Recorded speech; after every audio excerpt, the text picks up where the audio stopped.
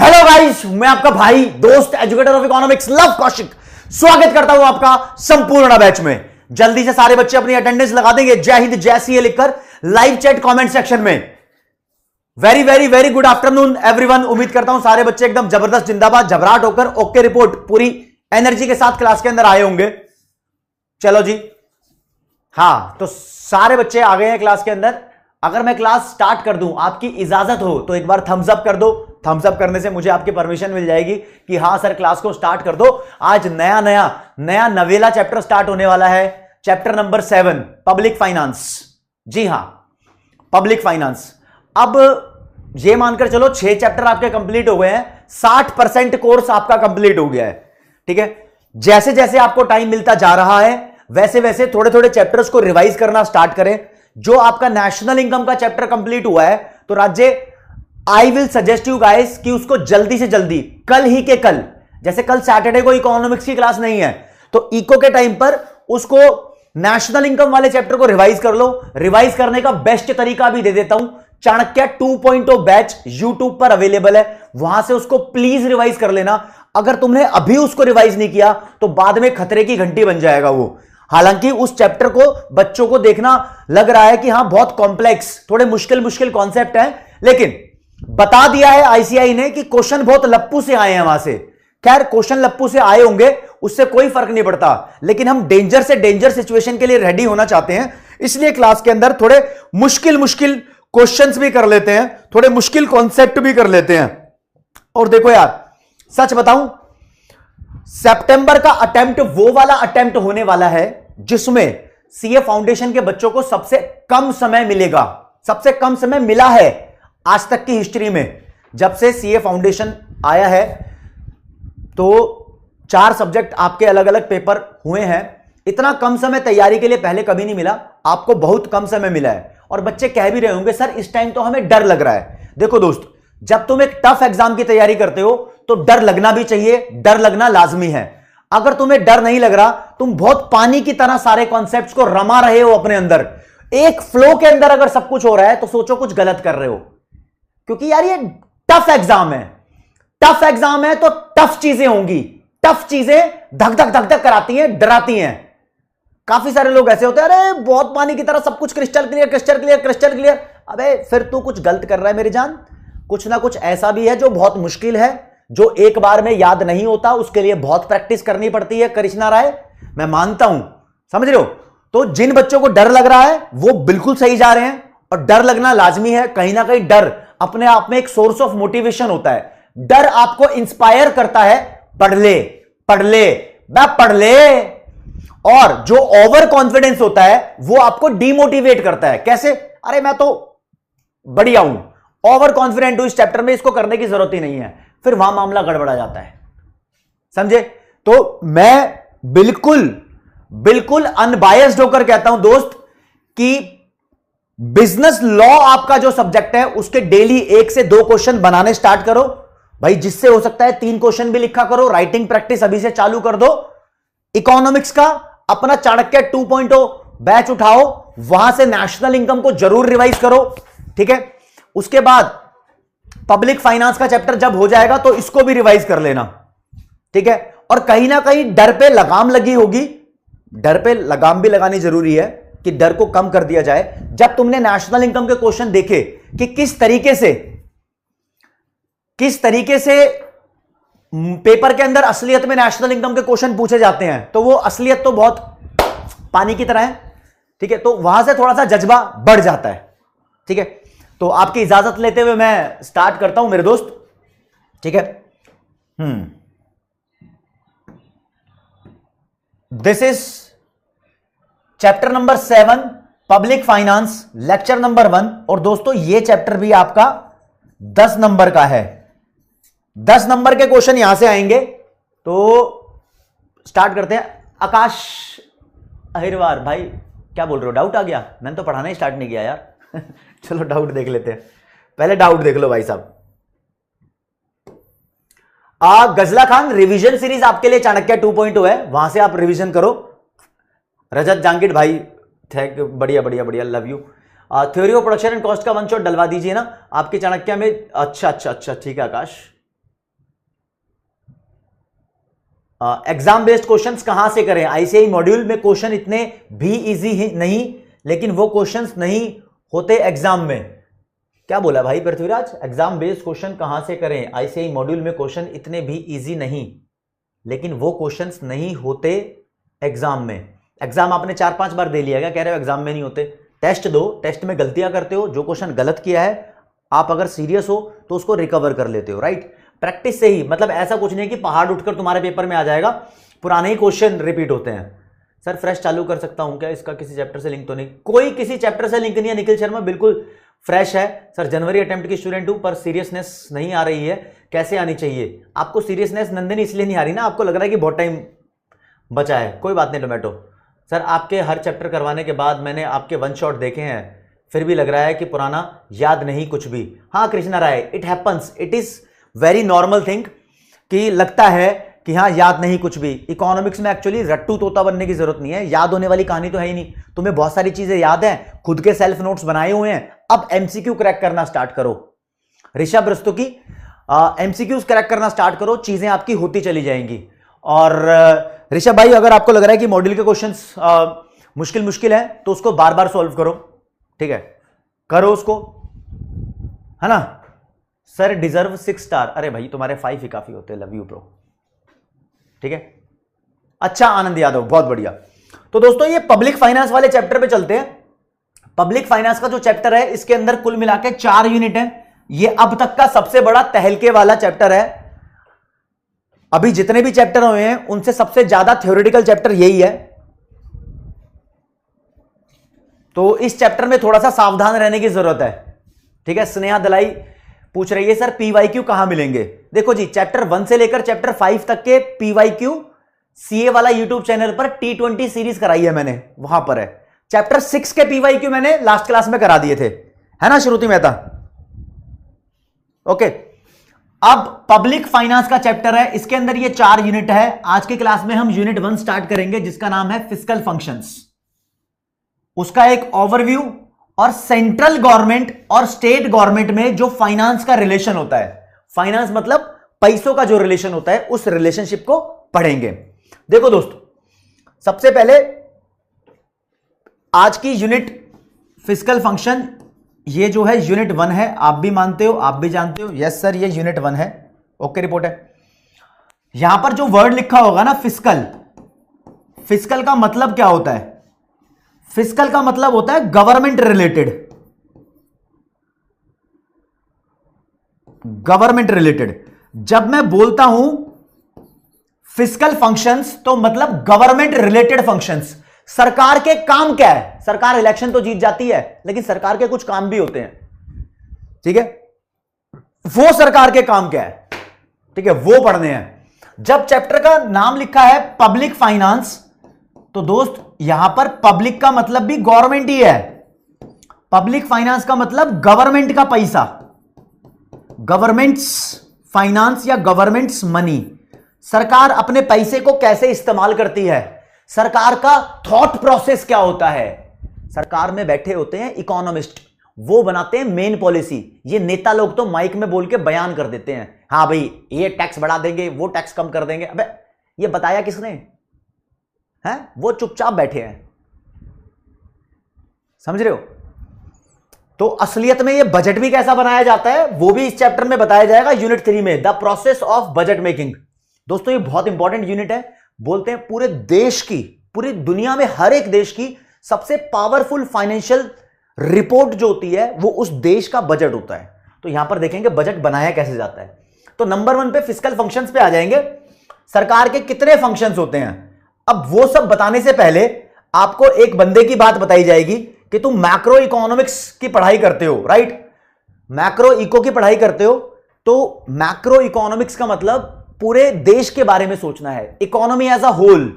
पूरी कंट्री के लेवल पर सरकार के कुछ मोटिव्स होते हैं, सरकार के कुछ ऑब्जेक्टिव होते हैं। सरकार के बहुत सारे ऑब्जेक्टिव्स में से 3 मेन ऑब्जेक्टिव हैं, 3 मेन ऑब्जेक्टिव। यहां से एमसीक्यू आ सकता है। गवर्नमेंट का पहला ऑब्जेक्टिव है इकोनॉमिक ग्रोथ।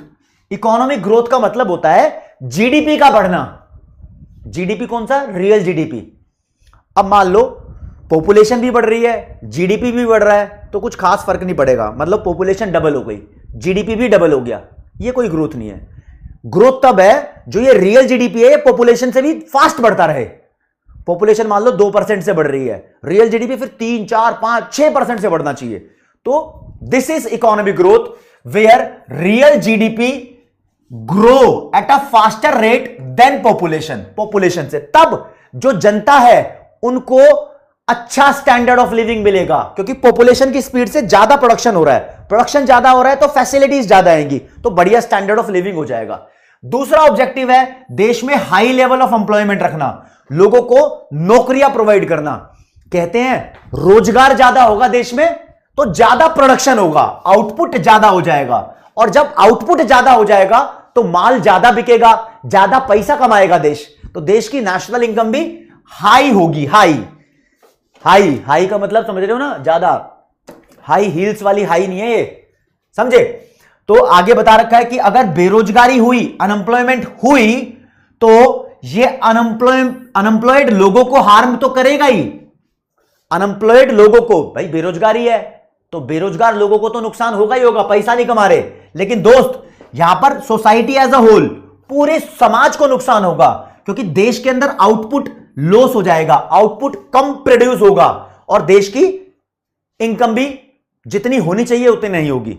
तो बेसिकली थर्ड नंबर का ऑब्जेक्टिव है कि हमारे देश में जो प्राइस लेवल है वो स्टेबल होना चाहिए। स्टेबल का मतलब अरे ऐसे अप डाउन नहीं होना चाहिए डेली, थोड़ा स्टेबल होना चाहिए। थोड़ी सी फ्लक्चुएशन चलती है लेकिन ज्यादा फ्लक्चुएशन नहीं होनी चाहिए। अगर मान लो बहुत ज्यादा इन्फ्लेशन आ गई, बहुत ज्यादा प्राइस बढ़ गया, मान लो पहले 5 रुपए किलो का एक 5 रुपए किलो टमाटर मिलते थे, अब एकदम से 200 रुपए किलो टमाटर मिल रहे हैं, तो यार हम टमाटर या तो खरीदेंगे ही नहीं या बहुत कम खरीदेंगे। तो इन्फ्लेशन जब आ जाती है तो लोगों की खरीदने की शक्ति, परचेजिंग पावर रिड्यूस हो जाती है, उनकी रियल इनकम कोई परचेजिंग पावर बोलते हैं, वो रिड्यूस हो जाती है। अगर आपको ये समझ भी ना आए हो तो सबसे पहले जब आप अपने सेल्फ नोट्स बनाओगे तो उसमें लिखना 3 मेन मैक्रो इकोनॉमिक ऑब्जेक्टिव। उसमें पहला इकोनॉमिक ग्रोथ, दूसरा हाई लेवल ऑफ एम्प्लॉयमेंट, तीसरा स्टेबल प्राइस लेवल। ये 3 डाल देना, आपका ये सेल्फ नोट्स का पहला पॉइंट तैयार हो जाएगा। सिर्फ 3 पॉइंट डालने हैं। क्वेश्चन पेपर में अगर आए, मतलब विक्रम साहू अगर पेपर में अगर क्वेश्चन आया तो इन वर्ड से जो मैंने पीले रंग से लिखे हुए हैं यहीं से आएगा, ठीक है। अब देखो जी, पब्लिक फाइनेंस, नाम पब्लिक फाइनेंस है मतलब सरकार का पैसा। इस पहले चैप्टर में 7th चैप्टर का जो यूनिट 1 है, इसमें पैसों की बात की नहीं है, ठीक है। आपको थ्योरी समझनी है, थ्योरी समझाऊंगा। वेरी गुड शिवानी, बहुत बढ़िया अंश, रूपल बहुत बढ़िया, श्रेयांश, ठीक है। अब देखो जी, इस चैप्टर के अंदर 2 लौंडों की बात कर रखी है। यह चैप्टर 2 लौंडों के इर्द गिर्द घूमता है। वो 2 लौंडों को हम इज्जत देते हुए बोल देते हैं, बड़े इकोनॉमिस्ट हैं। एक का नाम है Adam Smith, father of macro economics, father of economics. इन्होंने 1776 में वेल्थ के ऊपर बुक लिखी थी, वेल्थ ऑफ नेशंस, है ना। और फिर दूसरे अमेरिकन इकोनॉमिस्ट है, इनका नाम है रिचर्ड मसग्रेव। अबे क्या लिख रहा है, रिचर्ड मसग्रेव बोलो या मुसग्रेव बोल दो, जो तुम्हारा मन कर रहा है ये बोल दो। ये पूरा चैप्टर इन दोनों के इर्द गिर्द घूमता है। इस चैप्टर में थोड़ा सा स्थान दिया गया है एडम स्मिथ को, फिर बात की गई है अमेरिकन इकोनॉमिस्ट रिचर्ड मसग्रेव के बारे में। अगर तुम इतना जान लोगे फिर चैप्टर खत्म हो जाएगा। देखो जी, अल्फ्रेड मार्शल नहीं है यहां पर, ठीक है। हाँ, रिचर्ड के ऊपर बाद में आएंगे। इसका मेजर पोर्शन है इस चैप्टर में, इसका लप्पूतड़ा सा पोर्शन है, जरा सा, बिल्कुल हल्लू सा। एडम स्मिथ की बात करते हैं। ऐसा कहा जाता है कि एडम स्मिथ एकदम कैपिटलिस्टिक इकोनॉमी के सुपोर्टर थे। कैपिटलिस्टिक इकोनॉमी कौन सी होती है? ये मार्केट इकोनॉमी जो होती है, जहां पर डिमांड और सप्लाई के बिहाफ पर सारे डिसीजन लिए जाते हैं, सरकार का रोल ना के बराबर होता है। एडम स्मिथ ने कहा कि हम मार्केट इकोनॉमी को सपोर्ट करते हैं, कैपिटलिस्टिक इकोनॉमी को सपोर्ट करते हैं, लेकिन फिर भी एडम स्मिथ यह जानते थे कि अगर तुम सब कुछ मार्केट पे छोड़ दो, क्या बनाना है क्या नहीं बनाना, किस चीज का प्रोडक्शन करना है, किस चीज पे इन्वेस्टमेंट करनी है, सब कुछ मार्केट पे छोड़ दो, तो मार्केट दो चार ऐसी चीजें हैं जिसको प्रोवाइड नहीं करेंगी। जैसे कि यार तुम सब कुछ अडानी अंबानी पे छोड़ दो ना, तो ये देश में आर्मी नेवी ये प्रोवाइड नहीं करेंगे, नेशनल डिफेंस प्रोवाइड नहीं करेंगे, ये ऐसे प्रोडक्ट प्रोवाइड नहीं करेंगे जिससे इनको लॉस हो रहा हो और जनता को फायदा हो रहा हो। तो कहते हैं एडम स्मिथ जी कि कुछ काम तो ऐसे हैं जो सरकार को ही करने हैं। एडम स्मिथ की पूरी बात सुनना। एडम स्मिथ जी बोल गए कि मैं सपोर्ट करता हूं कैपिटलिस्टिक इकोनॉमी को, लेकिन हल्लू सा रोल सरकार का भी लाजमी है, मतलब होना ही चाहिए। इतनी बात इसकी खत्म हो जाएगी, फिर स्टोरी रिचर्ड मसग्रेव की स्टार्ट हो जाएगी। ठीक है, एडम स्मिथ की थ्योरी यहां खत्म होती है। क्या बोल रहे थे देखो जी, हरे रंग से देखेंगे। Adam Smith is often described as a bold advocate of free market.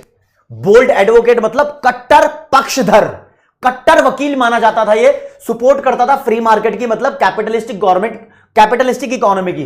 And minimal government activity, मतलब गवर्नमेंटल एक्टिविटी कम से कम होगी, मिनिमल होगी। कितनी होगी? जितनी मैंने बता दी थी, इज्जत कर गया ये भी। तो Smith believed that government's role in society should be limited but well defined. कहता सरकार का रोल लिमिटेड होता है लेकिन वेल डिफाइंड होता है। एक फ्रेज यूज कर दूं, इसमें लिखा नहीं है, मेरा मन कर रहा है आपको बताने का।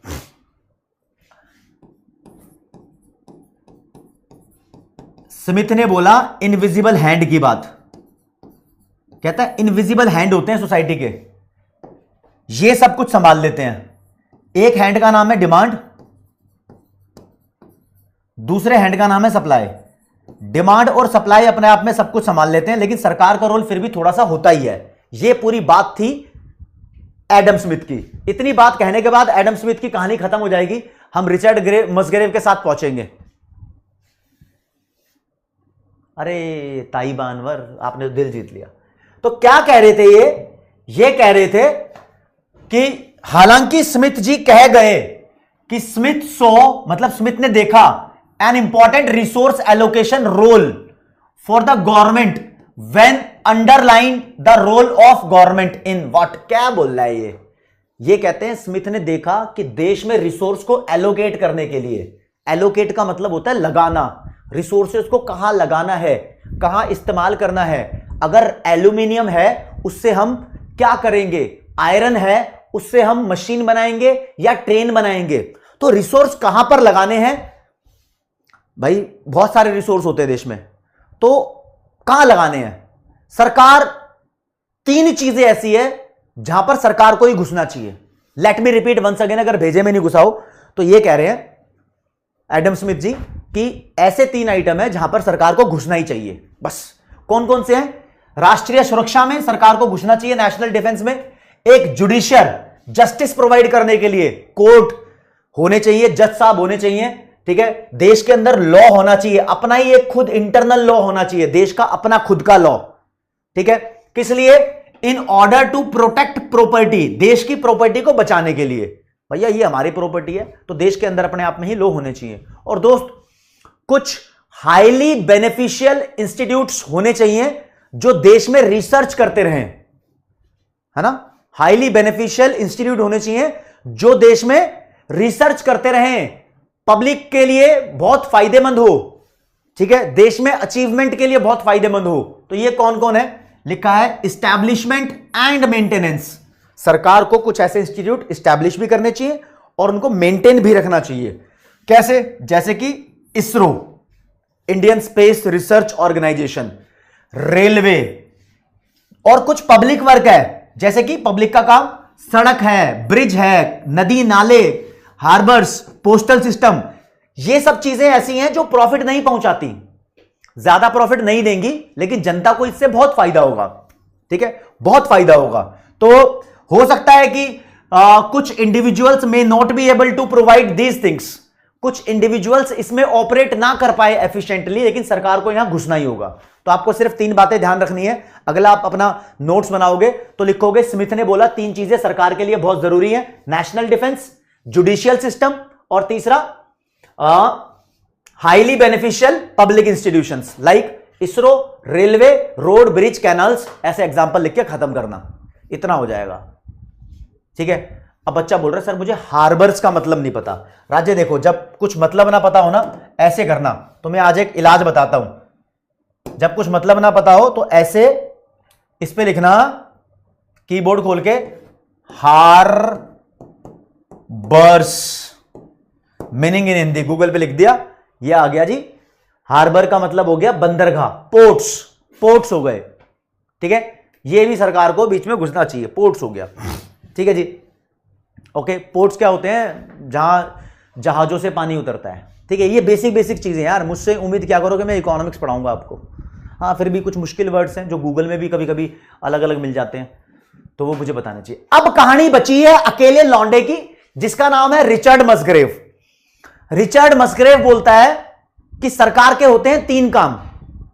भाई सरकार के, जिन बच्चों ने मैक्रो इकोनॉमिक्स पढ़ी है ना, उनको पता है गवर्नमेंट के बहुत सारे काम होते हैं, बहुत सारे होते हैं, लेकिन आपको वो सब अपने दिमाग से इधर साइड रख दो। ये चैप्टर रिचर्ड मस्ग्रेव ने लिखा है, ये मान के चलो। उन्होंने एक किताब लिखी थी, उस किताब के अंदर सरकार के 3 मेन काम लिखे हैं। वो 3 मेन काम पढ़ लोगे तो चैप्टर 80% खत्म हो जाएगा। ठीक है जी, रिचर्ड मस्ग्रेव आ गए जी, आ गए। रिचर्ड मस्ग्रेव कहते हैं, Richard Musgrave in his classic treatise. Treatise का मतलब क्या होता है? ट्रीटीज का मतलब, गुलाबी रंग से बताता हूं, ट्रीटीज का मतलब होता है दोस्तों बुक या डॉक्यूमेंट।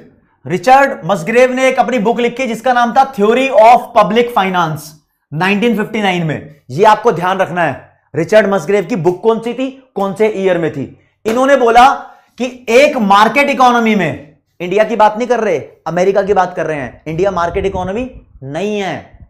तो क्यों पढ़ा रहे हो भाई? एक बात बताओ, सीए फाउंडेशन वाले बच्चों को परेशान करने का क्या ठेका उठाया हुआ है? यह कह रहा है जो मार्केट इकोनॉमी होगी वहां पर सरकार के 3 काम होंगे ही होंगे। मैं हमारे में बताता यार, है ना। तो कहता है यहां पर 3 ब्रांच टैक्सोनॉमी है। टैक्सोनॉमी का मतलब यहां पर कार्यवाही मान लो, सरकार के 3 काम होते हैं, तो वो बोलता है 3 फंक्शंस है गवर्नमेंट के। कितने फंक्शंस हैं? 3, 3 लिखा है बार बार। 3 फंक्शंस कौन कौन से हैं? पहला है रिसोर्स एलोकेशन, देश के जो रिसोर्स है उनको कहां यूज करना है।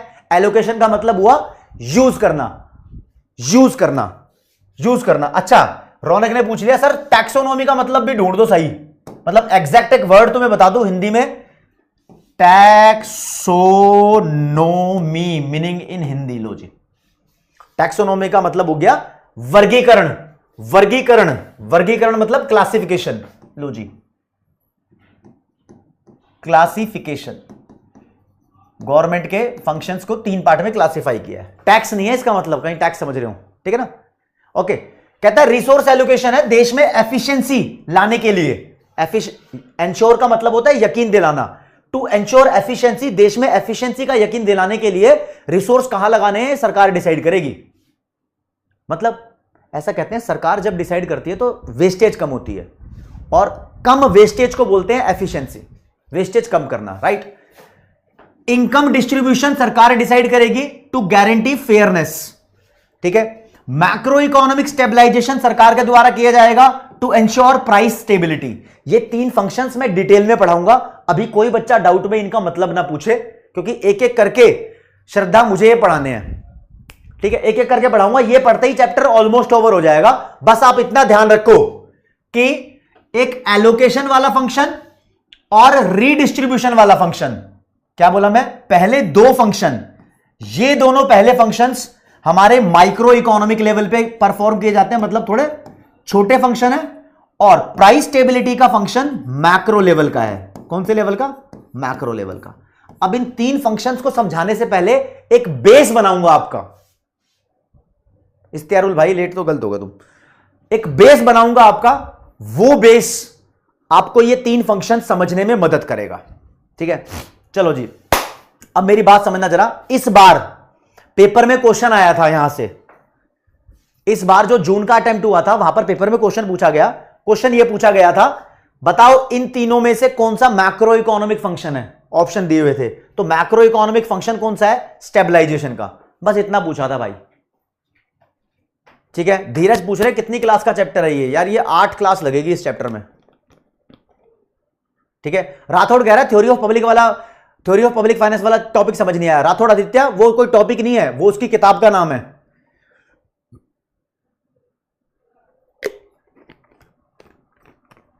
रिचर्ड मस्ग्रेव ने अपनी एक किताब लिखी, क्लासिक किताब बोलते हैं उसको, पुरानी किताब थी। उस किताब के अंदर सरकार के 3 फंक्शंस दिए हैं। सरकार के 3 फंक्शंस ये हैं।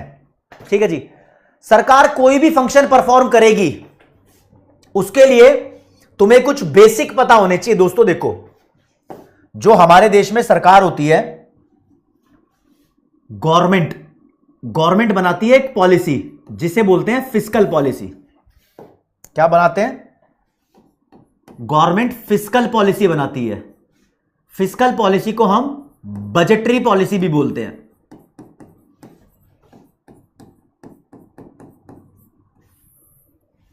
बजटरी पॉलिसी भी बोलते हैं। ये बेसिक समझा रहा हूं, ये मॉड्यूल में नहीं लिखा है, लेकिन इसको समझोगे तो आगे समझ में आएगा।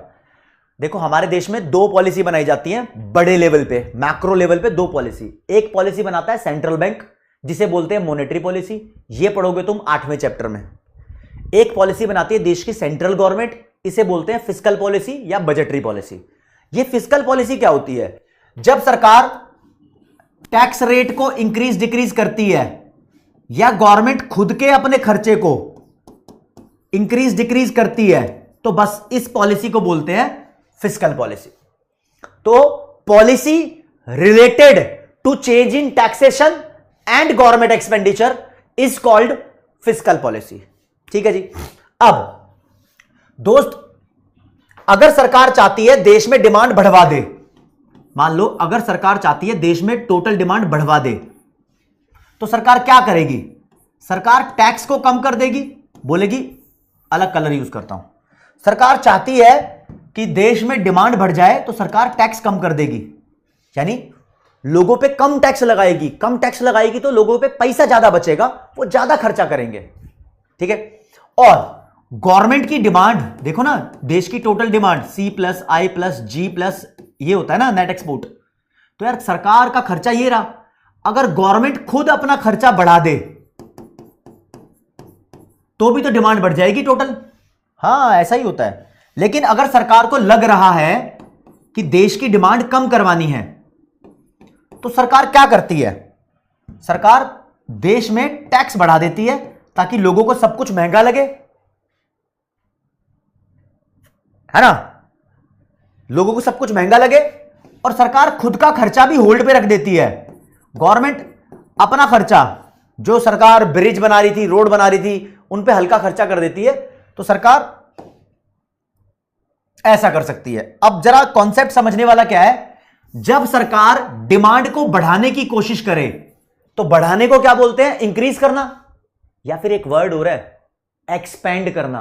क्या बोलना? एक्सपेंड करना। जब सरकार एग्रीगेट डिमांड को बढ़ाने की कोशिश करे तो ऐसी पॉलिसी को बोलते हैं सरकार की एक्सपेंशनरी पॉलिसी। कौन सी?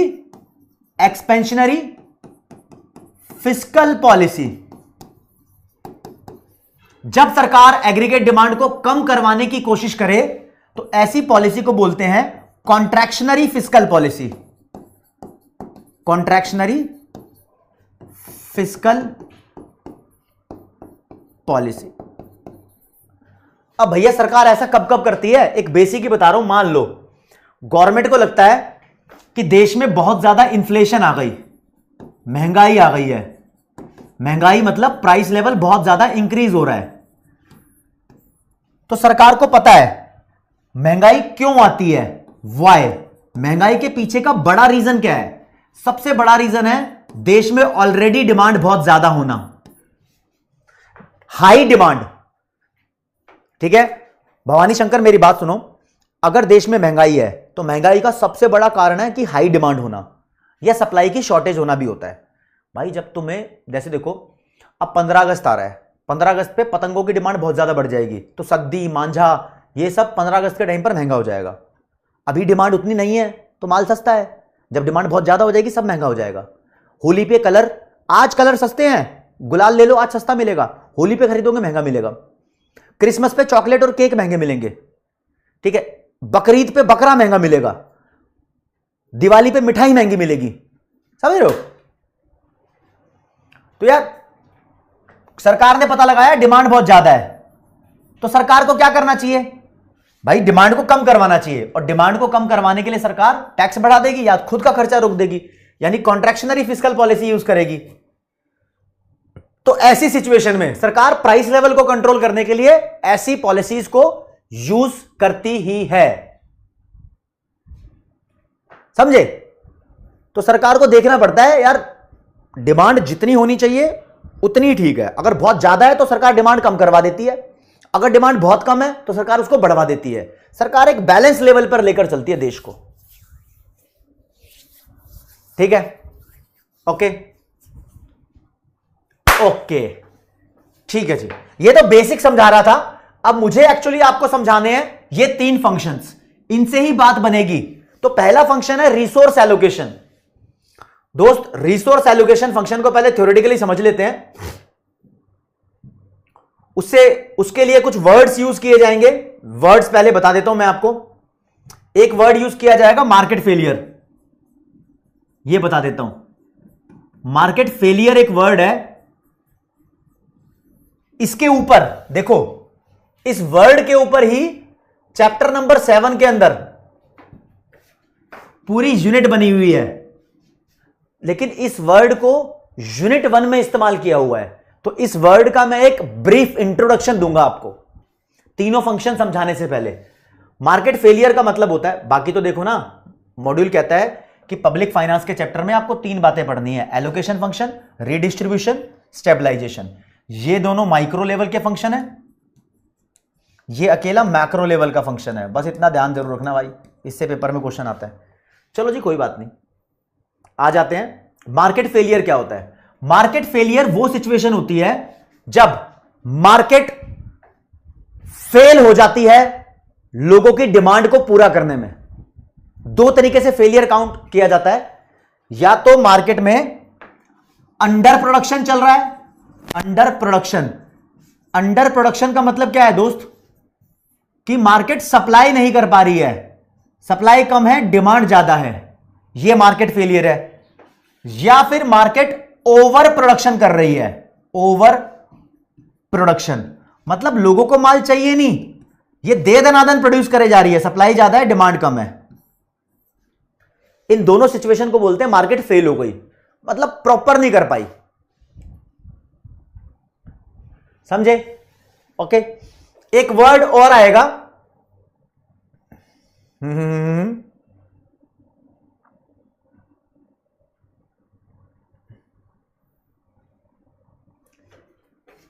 एक होती है फायदे वाली चीजें, फायदे, एक होती है नुकसान वाली चीजें। मतलब नुकसान क्या? हमारा पर्सनल नुकसान। जो नुकसान वाली चीजें होती हैं उसे बोलते हैं डीमेरिट गुड। जो फायदे वाली चीजें होती हैं उसे बोलते हैं मेरिट गुड। मेरिट गुड, फायदे वाली चीजें मेरिट गुड। जैसे कि भैया एजुकेशन अपने आप में मेरिट गुड है, health institute, hospitals, health facilities अपने आप में एक मेरिट गुड है, इससे लोगों को बहुत बेनिफिट होते हैं। और डीमेरिट गुड क्या है? जैसे कि सिगरेट, सुट्टा, टोबैको प्रोडक्ट्स, शराब, यह नुकसानदायक चीज है। इन दोनों केस में मार्केट फेल हो गई है। कैसे? एक तो देश में एजुकेशनल इंस्टीट्यूट्स और हेल्थ फैसिलिटीज कम है, जितनी होनी चाहिए कम है उससे। आपको एक बात बताऊं, हमारे देश की अराउंड 65% पॉपुलेशन गांव में रहती है। कहां रहती है? गांव में। और देश के मोर देन 70% हॉस्पिटल शहर में है। मतलब जहां 65% लोग रहते हैं वहां पर हॉस्पिटल 65% होने चाहिए ना, तो गांव में हॉस्पिटल नहीं है उतने, तो यहां पर अंडर प्रोडक्शन हो जाता है। मेरिट गुड का हो रहा है अंडर प्रोडक्शन, डिमांड ज्यादा है, सप्लाई कम है, अंडर प्रोडक्शन, मार्केट फेल हो गई। अब जिस मर्जी सिगरेट दारू की दुकान पे चले जाओ, इतनी भीड़ है, इतनी भीड़ है, तब भी उसका माल खत्म नहीं होता, तब भी उसका माल खत्म नहीं होता। तो डीमेरिट गुड के केस में सप्लाई ज्यादा है, डिमांड कम है। उल्टा ही चल रहा है, पता नहीं कहां जा रही है दुनिया, कौन सी गली जा रही है, समझ ही नहीं आ रहा क्या हो रहा है वे। डार्क रियलिटी है करण भाई।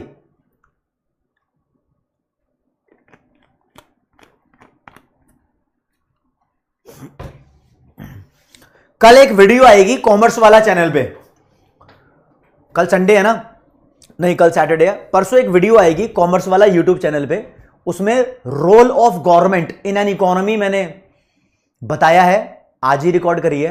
आप भी अपनी सजेशन देना, इससे रिलेटेड सजेशन दे सकते हो जो तुम्हारे मन में है। सरकार को करना क्या चाहिए, इनको कंप्लीट बैन करना चाहिए या सरकार को इस पे टैक्स ज्यादा बढ़ा देना चाहिए, ये बताना उसके कमेंट में, आयुष देखता हूं। और बताऊं सरकार यार इसको बंद क्यों नहीं कर रही, बताऊं, इससे सरकार को बहुत कमाई होती है, बहुत ज्यादा कमाई होती है। अब आधे से ज्यादा क्राइम देश के अंदर शराब के नशे में होते हैं, समझे, ये हिस्ट्री डेटा कह रहा है। चलो कोई बात नहीं, आप बताना जरूर, उसके अंदर संडे को मिल जाएगी 12 बजे के आसपास। जून अटेम्प्ट के क्वेश्चंस अंकिता मैंने कराए थे लास्ट क्लास में, इस चैप्टर के भी करा दूंगा, टेंशन। सोनी फिस्कल का मतलब गवर्नमेंट, इतना मान लो, गवर्नमेंट रिलेटेड हर एक चीज को फिस्कल बोलते हैं। जियो एयरटेल की प्राइस इंक्रीज के reason on the view from economist. Jio और एयरटेल बोल रहा है प्राइस बढ़ा दी है, अरे इसको एक दिन प्राइस बढ़ाने ही थे, ये पहले सस्ते में माल बेच रहा था जियो। देखो जियो की स्ट्रैटेजी क्या रही, जियो ने बहुत सस्ते में माल बेचा कस्टमर्स को इकट्ठा करने के लिए, जब उस पर कस्टमर बेस इकट्ठा हो गया वो लॉस में जा रहा था, अब उसने अच्छी सर्विस प्रोवाइड करी कस्टमर्स को, तो कस्टमर को पता लग गया जियो बढ़िया है। जियो बहुत सस्ते में बेच रहा था तो एयरटेल को मजबूरी में सस्ता करना पड़ा, समझे। अब कस्टमर बेस उनका एक स्टेबल लेवल पे आ गया, अब उन्होंने असली रेट चार्ज करना स्टार्ट कर दिया, जिससे वो प्रॉफिट में आएंगे। अरमान मुंजाल सरकार के डिसीजन होते हैं, ठीक है। अच्छा समर्थ पूछ रहा है सर पब्लिक डेट नहीं आता फिस्कल पॉलिसी में, आता है, पब्लिक डेट भी आता है, लेकिन मैं तुम्हें इतना दूर नहीं लेके जा रहा, जब वो टॉपिक मॉड्यूल में आएगा तब मैं तुम्हें और ज्यादा खोल के बताऊंगा, अभी तो दोस्त बेसिक बता रहा था ना। समृद्धि कह रही है सर गवर्नमेंट एक्सपेंडिचर से डिमांड क्यों इंक्रीज होगी। देखो जी, देश के अंदर 4 लोग रहते हैं, जनता, फर्म, गवर्नमेंट और फॉरेन सेक्टर। तो यार सरकार भी तो हमारे देश का हिस्सा है, सरकार डिमांड बढ़ाएगी तो देश की डिमांड बढ़ेगी ना, इसलिए सरकार का भी रूल है। प्रथम ये चैप्टर 10 नंबर का है मेरे भाई, स्टार्टिंग से नहीं आए क्या आप, ठीक है, ओके, ठीक है। भवानी शंकर मॉड्यूल, अबे भाई मॉड्यूल का ही पूरा कॉपी पेस्ट किया हुआ मटेरियल, चाहो तो आप इस वाली यूनिट को जो बता रहा हूं मॉड्यूल से देखो मत, चाहे सारा यहीं से कवर अप कर लो, कोई फर्क नहीं पड़ रहा, सब कुछ यहीं से बता रहा हूं, समझे इस बात को। अच्छा एक बात और आपसे मैं क्वेश्चन पूछ लूं कि अंडर प्रोडक्शन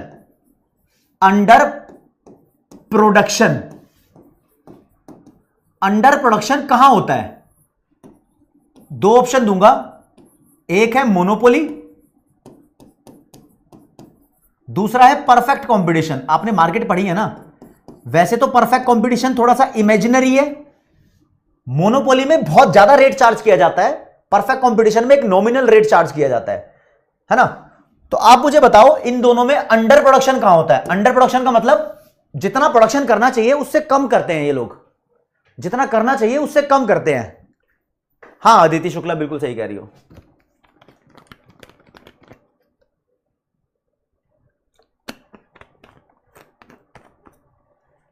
अच्छा पृथ्वीराज भूल गया था भाई, टाइमलेस पोल दूं अगली बार से, ये खैर पोल तुम्हारे काम का भी नहीं है, मैं ये बता देता हूं दोस्तों। मोनोपोली की एक फीचर थी, यहां जबरदस्ती का रेट भी ज्यादा चार्ज करते हैं और यहां पर प्रोडक्शन भी कम करते हैं। तो मोनोपोली जहां जहां होगी वहां पर जानबूझकर कम प्रोडक्शन किया जाता है, क्योंकि उस प्रोडक्ट की ओवर सप्लाई नहीं करते। ओवर सप्लाई करेंगे तो ऑटोमेटिकली लोगों में उसका वर्चस्व कम हो जाएगा, प्राइस कम करना पड़ेगा इसको। ये डिमांड बनाए रखने के लिए हमेशा प्रोडक्शन कम करता है, तो मार्केट फेलियर मोनोपोली में ज्यादा होता है, परफेक्ट कंपटीशन में मार्केट फेलियर नहीं होता। तो कोई पूछ ले भैया मार्केट फेलियर दोनों में से कहां होता है, तो इट इज लाइक दिस। हाँ जी, अल्पोन, राहुल, मदारा, वेदांत, ठीक है जी। अब मैं वापिस आ जाता हूं, मैंने बोला भैया आपको 3 फंक्शंस मुझे पढ़ाने हैं, तो पहला फंक्शंस रिसोर्स एलोकेशन पे आ जाता हूं।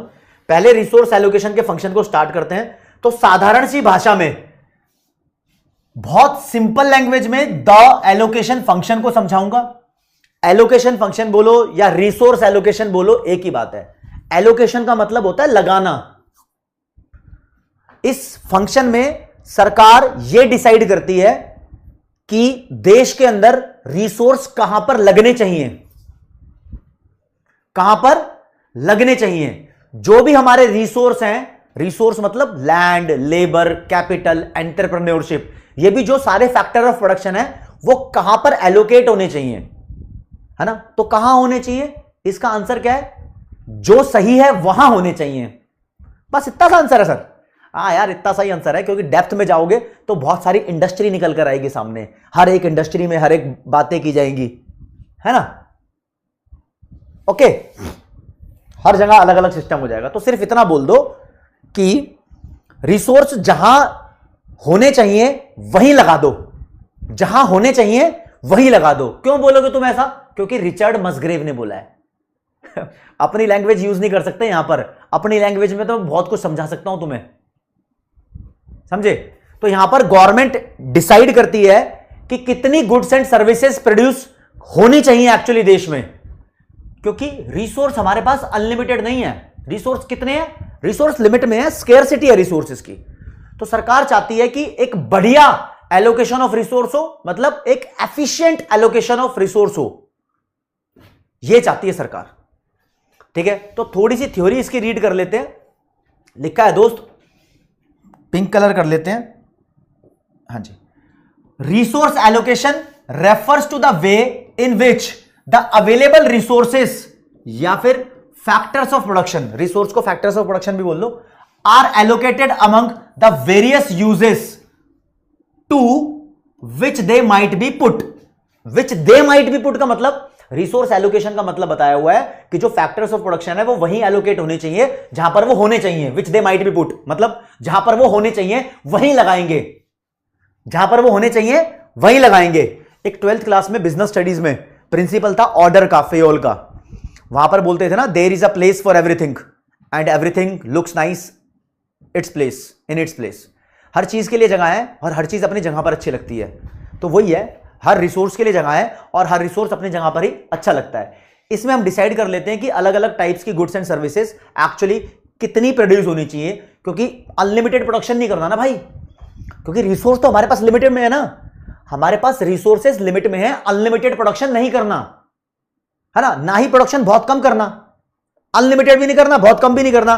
तो कितना करना है ना, तो डिसाइड करना है कि एक्चुअली कितना प्रोडक्शन होना चाहिए। तो इट डिटरमाइन का मतलब होता है decide, it decide how much of the various kinds of goods and services will actually be produced. इससे डिसाइड होता है कि अलग अलग गुड्स एंड सर्विसेज कितनी प्रोड्यूस होंगी एक इकोनॉमी के अंदर। क्योंकि इतना प्यार तुमको करते हैं हम, है ना, क्योंकि रिसोर्स है स्केर्स। ठीक है, रिसोर्स लिमिट में है हमारे पास। ओके, आगे बोला है efficient allocation of available resources in an economy is assumed to take place only when markets are perfectly competitive। एक नंबर का क्वेश्चन बन सकता है, कहता है अगर देश में परफेक्ट कंपटीशन चल रहा है तो हम ये अज्यूम करके चलेंगे कि रिसोर्सेज बढ़िया तरीके से एलोकेट हो गए। समझे, अगर देश में परफेक्ट कंपटीशन चल रहा है तो ये मान के चलेंगे देश में रिसोर्सेज बढ़िया तरीके से एलोकेट हो गए हैं, और यह मान के चलेंगे जो इकोनॉमिक एजेंट है। इकोनॉमिक एजेंट कौन होता है, एक कंज्यूमर भी इकोनॉमिक एजेंट है और प्रोड्यूसर भी इकोनॉमिक एजेंट है। जो इकोनॉमी को चलाते हैं वो इकोनॉमिक एजेंट है। ये मस्त चॉइस लेते हैं, ये चालाक है, ये कोई दानवीर नहीं है, चालाक है। तो कहता है ये मान लो परफेक्टली कॉम्पिटिटिव है तो रिसोर्स बढ़िया चल रहे हैं, and economic agent make rational choice. Rational का मतलब मस्त चॉइस, वेस्टेज वाली चॉइस नहीं लेते, बढ़िया चॉइस लेते हैं और बढ़िया डिसीजन लेते हैं। लेकिन एक सच्चाई है जो मैं हरे रंग से बताऊंगा, in reality markets never perfectly competitive. कहता है सच्चाई में तो मार्केट कभी भी परफेक्टली कॉम्पिटिटिव होती नहीं है। तो यार ये सब क्या पढ़ रहे हो, तो रिसोर्स जहां लगने चाहिए वहां सच्चाई में लगते ही नहीं है। लेकिन जितना पॉसिबल हो सके उतना तो करो, ठीक है, उतना तो करो। चलो जी, इतनी बात हो गई। कहता है एक बड़ी चीज है, यानी मार्केट सच में परफेक्टली कॉम्पिटिटिव नहीं होती, तो कुछ ना कुछ अंडर प्रोडक्शन भी होता है, कुछ ना कुछ ओवर प्रोडक्शन भी होता है, यानी मार्केट फेलियर होता है। फिर इसने बात छेड़ दी मार्केट फेलियर की। मार्केट फेलियर कहता है इन मार्केट फेलियर, कहता है मार्केट में मार्केट फेल हो जाती है, यानी या तो कम प्रोडक्शन कर देती है या ज्यादा प्रोडक्शन कर देती है। इसकी वजह से जो एफिशिएंट एलोकेशन ऑफ रिसोर्स होती है वो हिंडर हो जाती है। हिंडर मतलब छुप जाती है, रिसोर्स एफिशिएंटली एलोकेट नहीं हो पाते। किस वजह से रिसोर्स एलोकेट नहीं हो पाते? मार्केट फेलियर की वजह से। यानी जो मेरिट गुड्स है, एजुकेशन और हेल्थ फैसिलिटीज, इसका तो अंडर प्रोडक्शन हो रहा है, लेकिन दारू, सिगरेट, सुट्टा, बीड़ी, इनका ओवर प्रोडक्शन हो रहा है। तो यहां पर कुछ कारण है दोस्त। किसके कारण है? मार्केट फेलियर के रीजन है। किसके रीजन है? मार्केट फेलियर के। ठीक है, आयशा शेख, इसको ध्यान से सुनना। मार्केट फेल क्यों होती है, इसके रीजन दिए हुए हैं, तो आपको बस जो जो मैं पॉइंट हाईलाइट करूंगा वो पढ़ना है। ठीक है, कहता है presence of monopoly power, monopoly की वजह से मार्केट फेलियर होता है, क्योंकि ये हाई प्राइस चार्ज करते हैं और प्रोडक्शन कम करते हैं।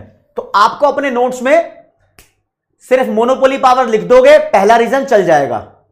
ठीक है, ओके, सिर्फ इतना। परफेक्ट कंपटीशन रीजन नहीं है भाई, परफेक्ट कंपटीशन में तो हो जाता है। आप इसको यहां से स्टार्ट कर लो, कोई बात नहीं। या फिर लाइन लिख सकते हो, abuse of monopoly power. Abuse का मतलब होता है मिसयूज, मोनोपोली पावर का मिसयूज कर लेते हैं, इस वजह से मार्केट फेल हो जाती है। ठीक है, और दोस्त कुछ पब्लिक गुड्स होती हैं। पब्लिक गुड्स क्या होती है? जो ना तेरे बाप की ना मेरे बाप की, उन चीजों को बोलते हैं पब्लिक गुड्स। जैसे कि सड़क, नहर, नदी, ब्रिज, डैम, इलेक्ट्रिसिटी।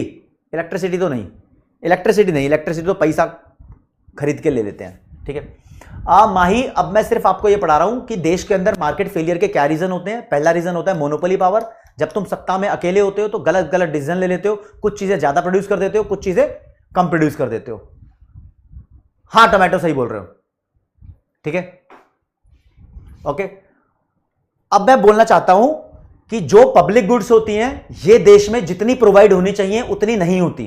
जैसे कि मैं बोल दूं डिफेंस सिस्टम भी उतना नहीं है जितना होना चाहिए। सड़क भी बोल सकते हो। तो दूसरा पॉइंट बनाओगे, पहला पॉइंट मोनोपोली हो गया, दूसरे पॉइंट में सिर्फ पब्लिक गुड्स लिख दोगे, कहानी खत्म। ठीक है, तीसरे में लिखोगे इनकंप्लीट मार्केट। इनकंप्लीट मार्केट मतलब ऐसी मार्केट जो अभी कंप्लीट नहीं है। ये किस चीज की मार्केट होती है? ये मार्केट होती है मेरिट गुड्स की। कैसे? जितनी मेरिट गुड चाहिए उतनी है ही नहीं हमारे पास, इनकंप्लीट मार्केट होती है। ठीक है, ऐसी मार्केट जहां पर मार्केट में fail to produce the right quantity, जहां पर मार्केट सही क्वांटिटी प्रोड्यूस करने में फेल हो जाती है, जैसे कि मेरिट गुड्स, एजुकेशन और हेल्थ केयर। अब पेपर में क्वेश्चन आ सकता है इनकंप्लीट मार्केट का एग्जांपल दो, आप बोलोगे मेरिट गुड्स। ठीक है जी, आगे है दोस्तों, एक है common property resource. Common property resource ऐसी चीजें होती हैं जो सबकी हैं, ये किसी ने प्रोवाइड नहीं करी। जैसे सड़क है, सड़क भी सबकी है लेकिन ये सरकार ने बनाई है, सड़क को बोलते हैं पब्लिक गुड्स। ठीक है, पब्लिक गुड्स आगे डिटेल में आएगा, आने वाली यूनिट में तो मैं बताऊंगा। अब कुछ कॉमन प्रॉपर्टी रिसोर्सेस हैं, मतलब ये इन्वायरमेंट है, ये सबका ही है, सरकार ने नहीं दिया, सबका है, समझ रहे हो? तो ये जो कॉमन प्रॉपर्टी रिसोर्सेस हैं इन्वायरमेंट जैसे, इसको हम ओवर यूज कर रहे हैं। पार्क, पब्लिक पार्क है, पेड़ है, इनको ओवर यूज कर रहे हैं और अपने सेल्फ इंटरेस्ट के लिए हम इस्तेमाल कर रहे हैं। लोग पेड़ काट काट कर उससे कुकिंग गैस की तरह यूज कर रहे हैं। पेड़ काट रहे हैं, फर्नीचर बना रहे हैं, है ना? तो यार ये भी गलत है, इससे भी रिसोर्सेज का मिसयूज हो रहा है। मिसयूज हो रहा है तो मार्केट फेल हो रही है। कुछ ना कुछ तो उससे बनाया ही जाता, सही जगह लगाते तो सही यूज होता, गलत यूज करते हैं हम। कुछ लोग तो पेड़ों को काट पीट के हाथ सेकते हैं, गलत बात है। ठीक है जी, और कुछ पॉइंट्स लिखे हैं, एक लिखा है एक्सटर्नैलिटीज। एक्सटर्नैलिटीज क्या होती है? एक्सटर्नैलिटीज भी डिटेल में बताऊंगा यूनिट 2 में। एक्सटर्नैलिटीज वो एक्सटर्नल एक्टिविटी होती है जो हमने नहीं की लेकिन हमारे को फायदा या नुकसान कुछ भी दे सकती है। एक्सटर्नैलिटीज वो एक्सटर्नल एक्टिविटीज होती है जिसकी वजह से हमें फायदा नुकसान होता रहता है। जैसे कि फायदे वाली बात बताऊं, फायदे वाली बात, तुम सीए की पढ़ाई कर रहे हो, किस लिए कर रहे हो? अपने सपनों को सच करने के लिए, बढ़िया करियर बनाने के लिए, पैसा कमाने के लिए। लेकिन सीए की पढ़ाई होने के बाद तुम्हारी शादी मस्त जगह हो जाती है, तो शादी मस्त जगह हुई है, ये तो एक्सटर्नलिटी हो गई, इस चीज के लिए पढ़ाई नहीं करी थी तुमने, समझे? तो एक एक्स्ट्रा बेनिफिट हो गया। लेकिन दोस्त, एक ऐसी चीज होती है जिसका तुम्हें एक्स्ट्रा नुकसान भी हो जाता है। जैसे कि तुम पढ़ाई कर रहे हो और गली के अंदर चल रहा है डीजे, लाउड म्यूजिक चल रहा है, या पोल्यूशन है, पोल्यूशन से, लाउड म्यूजिक से खुद का नुकसान हो जाता है। यार ये किसी एक्सटर्नल चीज की वजह से हुआ है। तो जो एक्सटर्नल चीजें हैं ये भी मार्केट फेलियर का रीजन बनती है, ठीक है? ओके, तो externalities which arise when the production and consumption of a good service affect third party. Externality का मतलब कोई और प्रोड्यूस कर रहा है, डीजे कोई और बजा रहा है, फैक्ट्री में प्रोडक्शन कोई और कर रहा है, लेकिन उससे जो पोल्यूशन है वो हमारे पास आ रहा है, नुकसान दे दिया। कंजम्पशन, बाहर कोई सिगरेट पी रहा होगा, सिगरेट से धुआं हमारे अंदर आ रहा है, समझ रहे हो? समझे? अब सीए तुमने की है, कंजम्पशन तुम्हारा है, सीए का कंजम्पशन कर लिया, सीए की पढ़ाई कर ली, लेकिन इसका बेनिफिट उस लड़की को हो गया जिससे तुम्हारी शादी हुई है, समझे? तो एग्जांपल के तौर पे इसका नाम पॉल्यूशन दिया हुआ है, ठीक है? अगला दिया हुआ है factor immobility which cause unemployment and inefficiency. कहता है कुछ फैक्टर्स ऐसे होते हैं जो एक जगह से दूसरी जगह नहीं जा पाते, एक जगह से दूसरी जगह नहीं जा पाते, इस वजह से बेरोजगारी हो जाती है। मतलब अगर मैं बोलूं कि एक मस्त एग्जांपल इसका देना चाहिए, भाई साहब मान लो नॉर्थ इंडिया में मस्त टीचर है एक पर्टिकुलर सब्जेक्ट का, उसकी जरूरत साउथ इंडिया में भी है, लेकिन वो साउथ इंडिया में नहीं जा पाता, इमोबिलिटी है। क्यों नहीं जा पाता? उसको साउथ इंडियन लैंग्वेज नहीं आती होगी, कुछ भी हो सकता है, तो वो वहां नहीं जा रहा, तो वहां के लोगों को बेनिफिट नहीं मिलेगा उसका, तो वहां पर मार्केट फेलियर हो जाएगा। हाँ, फैक्टर का मतलब लैंड, लेबर, कैपिटल, कुछ भी मान लो, तो मैंने लेबर का एग्जांपल दे दिया, ठीक है? imperfect information because it may not be in the interest of one party to provide full information to other party। कहता है आधा सच, जैसे कि ये imperfect information कहां होती है? सेकेंड हैंड मार्केट में होती है, जहां पर भी सेकेंड हैंड सामान बिकता है, सेकेंड हैंड, जैसे कि यूज्ड कार, पुरानी कार। अब देखो जी, ये है सेलर, सेलर का नाम है गीता, गीता जोशी की दुकान है पुरानी कार बेचने की। इस पर एक आई कार खरीदने के लिए बायर, इसका नाम तुम्हें पता ही है पहले से, प्रिया। प्रिया गई गीता के पास, बोली एक मेरे को मस्त कार दे दे, एक बढ़िया हैचबैक गाड़ी चाहिए, हैचबैक का मतलब छोटी गाड़ी चाहिए, दे दे। गीता ने इसको मस्त चमकी चमकाई कार बोली, 2 लाख रुपए की तेरे को मिल जाएगी, मस्त सेंट्रो है ये। प्रिया ने ये ले ली, प्रिया ने ले ली मस्त समझ के, लेकिन जब प्रिया इसको यूज कर रही थी तो धीरे धीरे इस गाड़ी के ब्रेक, क्लच, सब कुछ खराब होना स्टार्ट हो गया, पेंट उतरना स्टार्ट हो गया। मतलब गीता जोशी ने उल्लू बनाया प्रिया का, समझे बात को? तो जो सेकेंड हैंड कार मार्केट होती है या सेकेंड हैंड चीज की कोई भी मार्केट होती है, वहां पर झूठी इंफॉर्मेशन दी जाती है। तो झूठी इंफॉर्मेशन की वजह से मार्केट में जितनी क्वांटिटी अवेलेबल होनी चाहिए उतनी अवेलेबल नहीं होती। जैसे कि तुम देखो, बोलो सेकेंड हैंड फोन खरीदना है, तो कुछ बच्चे बोलेंगे सेकेंड हैंड फोन तो यार बेकार मिलता है। क्यों मिलता है? क्योंकि कुछ दुकानदारों ने बेकार बेचा होगा, इसलिए अब पूरे मार्केट में यह अफवाह है कि सेकेंड हैंड चीज बेकार मिलती है। तो कई लोगों के साथ गड़बड़ी हो जाती है, इस वजह से वो फिर इसकी डिमांड करना छोड़ देते हैं। प्रिया ने सबको बताया मेरे साथ धोखा हुआ, तो लोगों ने गीता से माल खरीदना बंद कर दिया। तो यहां पर गीता के पास ओवर प्रोडक्शन हो गया, ज्यादा माल अवेलेबल है लेकिन लोग खरीद नहीं रहे, तो मार्केट फेलियर हो गया, ठीक है? अगला, inequality in the distribution of income and wealth. Wealth का मतलब होता है प्रॉपर्टी। लोगों की इनकम में बहुत इनइक्वालिटी है, रिच और पुअर के बीच में जो गैप है, इस वजह से कुछ चीजें ऐसी हैं जो पुअर खरीदना चाहते हैं, रिच नहीं। कुछ चीजें ऐसी हैं जो रिच खरीदना चाहते हैं, पुअर नहीं। तो यार जो पुअर खरीदना चाहता है ना बंदा, उस चीज का तो अंडर प्रोडक्शन हो रहा है, क्योंकि पुअर के मामले में ज्यादा बेनिफिट नहीं है बेचने वाले को। जो रिच खरीदना चाहता है उस चीज का ओवर प्रोडक्शन हो रहा है, क्योंकि उसको बेचने में इंटरेस्टेड है लोग। तो यहां पर ओवर प्रोडक्शन का मार्केट फेलियर, यहां कम से कम प्रोडक्शन का मार्केट फेलियर। तो इनइक्वालिटी नहीं होनी चाहिए, बराबर सी होनी चाहिए, ताकि मस्त चीजें बनाई जाए, दोनों के लिए बनाई जाए, ठीक है जी? तो ये तो कुछ रीजन बताए हुए थे। अब थोड़ी सी और बहस की गई है। कहता है in the absence of appropriate government intervention, कहता है मार्केट में अगर सरकार इंटरवेन नहीं करेगी, बीच में नहीं घुसेगी, तो मार्केट फेलियर होगा ही होगा, रिसोर्सेस मिस एलोकेट होंगे, रिसोर्सेस मिस एलोकेट होंगे, मिस एलोकेट होंगे रिसोर्सेस। ध्यान रखना, लोग गलत या तो ओवर प्रोडक्शन करेंगे या अंडर प्रोडक्शन करेंगे। फॉर एग्जाम्पल जैसे कि बोल रखा है, आज भी एग्जाम्पल ऐसा है, डीमेरिट गुड्स का बहुत ज्यादा टू मच प्रोडक्शन हो रखा है और मेरिट गुड्स का बहुत कम यानी टू लिटल प्रोडक्शन हो रखा है।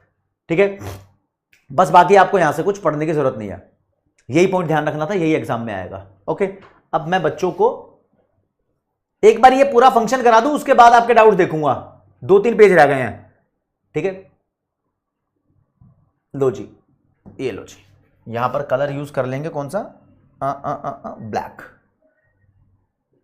कहता है जो एलोकेटिव फंक्शन है सरकार का, the allocative function in budgeting determine, budgeting मतलब जब सरकार बजट बनाती है तो बजट के अंदर सरकार का जो एलोकेटिव फंक्शन होता है, हां सुविताक्षी वही लिख लो। ठीक है, जो ये एलोकेटिव फंक्शन क्या डिसाइड करता है। फॉर एग्जांपल आज आपसे पूछ लिया, सरकार को एलोकेशन का फंक्शन परफॉर्म करना है। भाई देश में सही जगह रिसोर्स नहीं लगाए जा रहे, उसके कारण भी तुमने देख लिए कि किस वजह से मार्केट फेलियर हो रहा है, कुछ चीजों का ओवर प्रोडक्शन हो रहा है, कुछ चीजों का अंडर प्रोडक्शन हो रहा है। तो सरकार को क्या करना चाहिए, तो सरकार अब क्या डिसाइड करती है, जब जब सरकार बजट बनाती है तो सरकार क्या डिसाइड करती है, सरकार डिसाइड करती है कि किस पर टैक्स लगना चाहिए और क्या मतलब कितना टैक्स लगना चाहिए। तो सरकार अमीरों पर ज्यादा टैक्स लगा देती है, गरीबों पर शायद कम टैक्स लगाए, ऐसा भी होना चाहिए। ठीक है, जो गवर्नमेंट का रेवेन्यू होगा यानी गवर्नमेंट की कमाई, जो गवर्नमेंट ने कमाया है, तुम्हारे चालान काट काट के कमाया है, जो सरकार ने पैसा तुमसे टैक्स लेकर जो सरकार ने पैसा कमाया है, सरकार उसको कहां खर्च करेगी ये डिसाइड करते हैं। तो मैं क्या पढ़ा रहा हूं, मैं बोल रहा हूं कि गवर्नमेंट एलोकेशन फंक्शन में क्या डिटरमाइन करती है, क्या डिसाइड करती है। तो पहली बात, कितना और किस पे टैक्स लगाना है, जो सरकार ने कमाया है वो सरकार कहां खर्चेगी। अगला, ठीक है, सरकार यह डिसाइड करेगी कि जो देश के टोटल रिसोर्स हैं, जो टोटल रिसोर्स ऑफ इकोनॉमी है, वो अलग अलग यूज में कैसे डिवाइड किए जाएंगे। भाई साहब मान लो एक लोहा है, लोहा एक रिसोर्स है, सरकार को डिसाइड करना है कि ये ट्रेन में लगेगा या बस में लगेगा, कहां लगेगा ये, तो सरकार को इसका पूरा प्रोसेस डिसाइड करना है। थोड़ा ट्रेन में लगा दो, थोड़ा बस में लगा दो, सरकार पूरा डिसाइड करती है। ठीक है, और सरकार सोशल गुड्स का एक बेस्ट मिक्स प्रोवाइड करने की कोशिश करेगी। बेस्ट का मतलब होता है optimum, the optimum mix of various social goods, जैसे कि पब्लिक गुड्स सड़क वगैरह और मेरिट गुड्स एजुकेशन और हेल्थ वगैरह, समझे। Okay, the level of involvement of public sector in the national economy, कहता है देश की इकोनॉमी में सरकार का कितना लेवल ऑफ इन्वॉल्वमेंट होना चाहिए। हमारे देश की गवर्नमेंट को हमारे देश में थोड़ा सा इन्वॉल्व होना चाहिए या ज्यादा इन्वॉल्व होना चाहिए। देखो अपने देश में तो बहुत ज्यादा इन्वॉल्वमेंट है, लेकिन ये किसके लिए पढ़ा रहा है, वो ये अमेरिका और जापान जैसे देशों के लिए पढ़ा रहा है जहां मार्केट इकोनॉमी है। तो वहां जब सरकार एलोकेटिव फंक्शन परफॉर्म करती है तो गवर्नमेंट डिसाइड करती है किस पे कितना टैक्स लगाना है।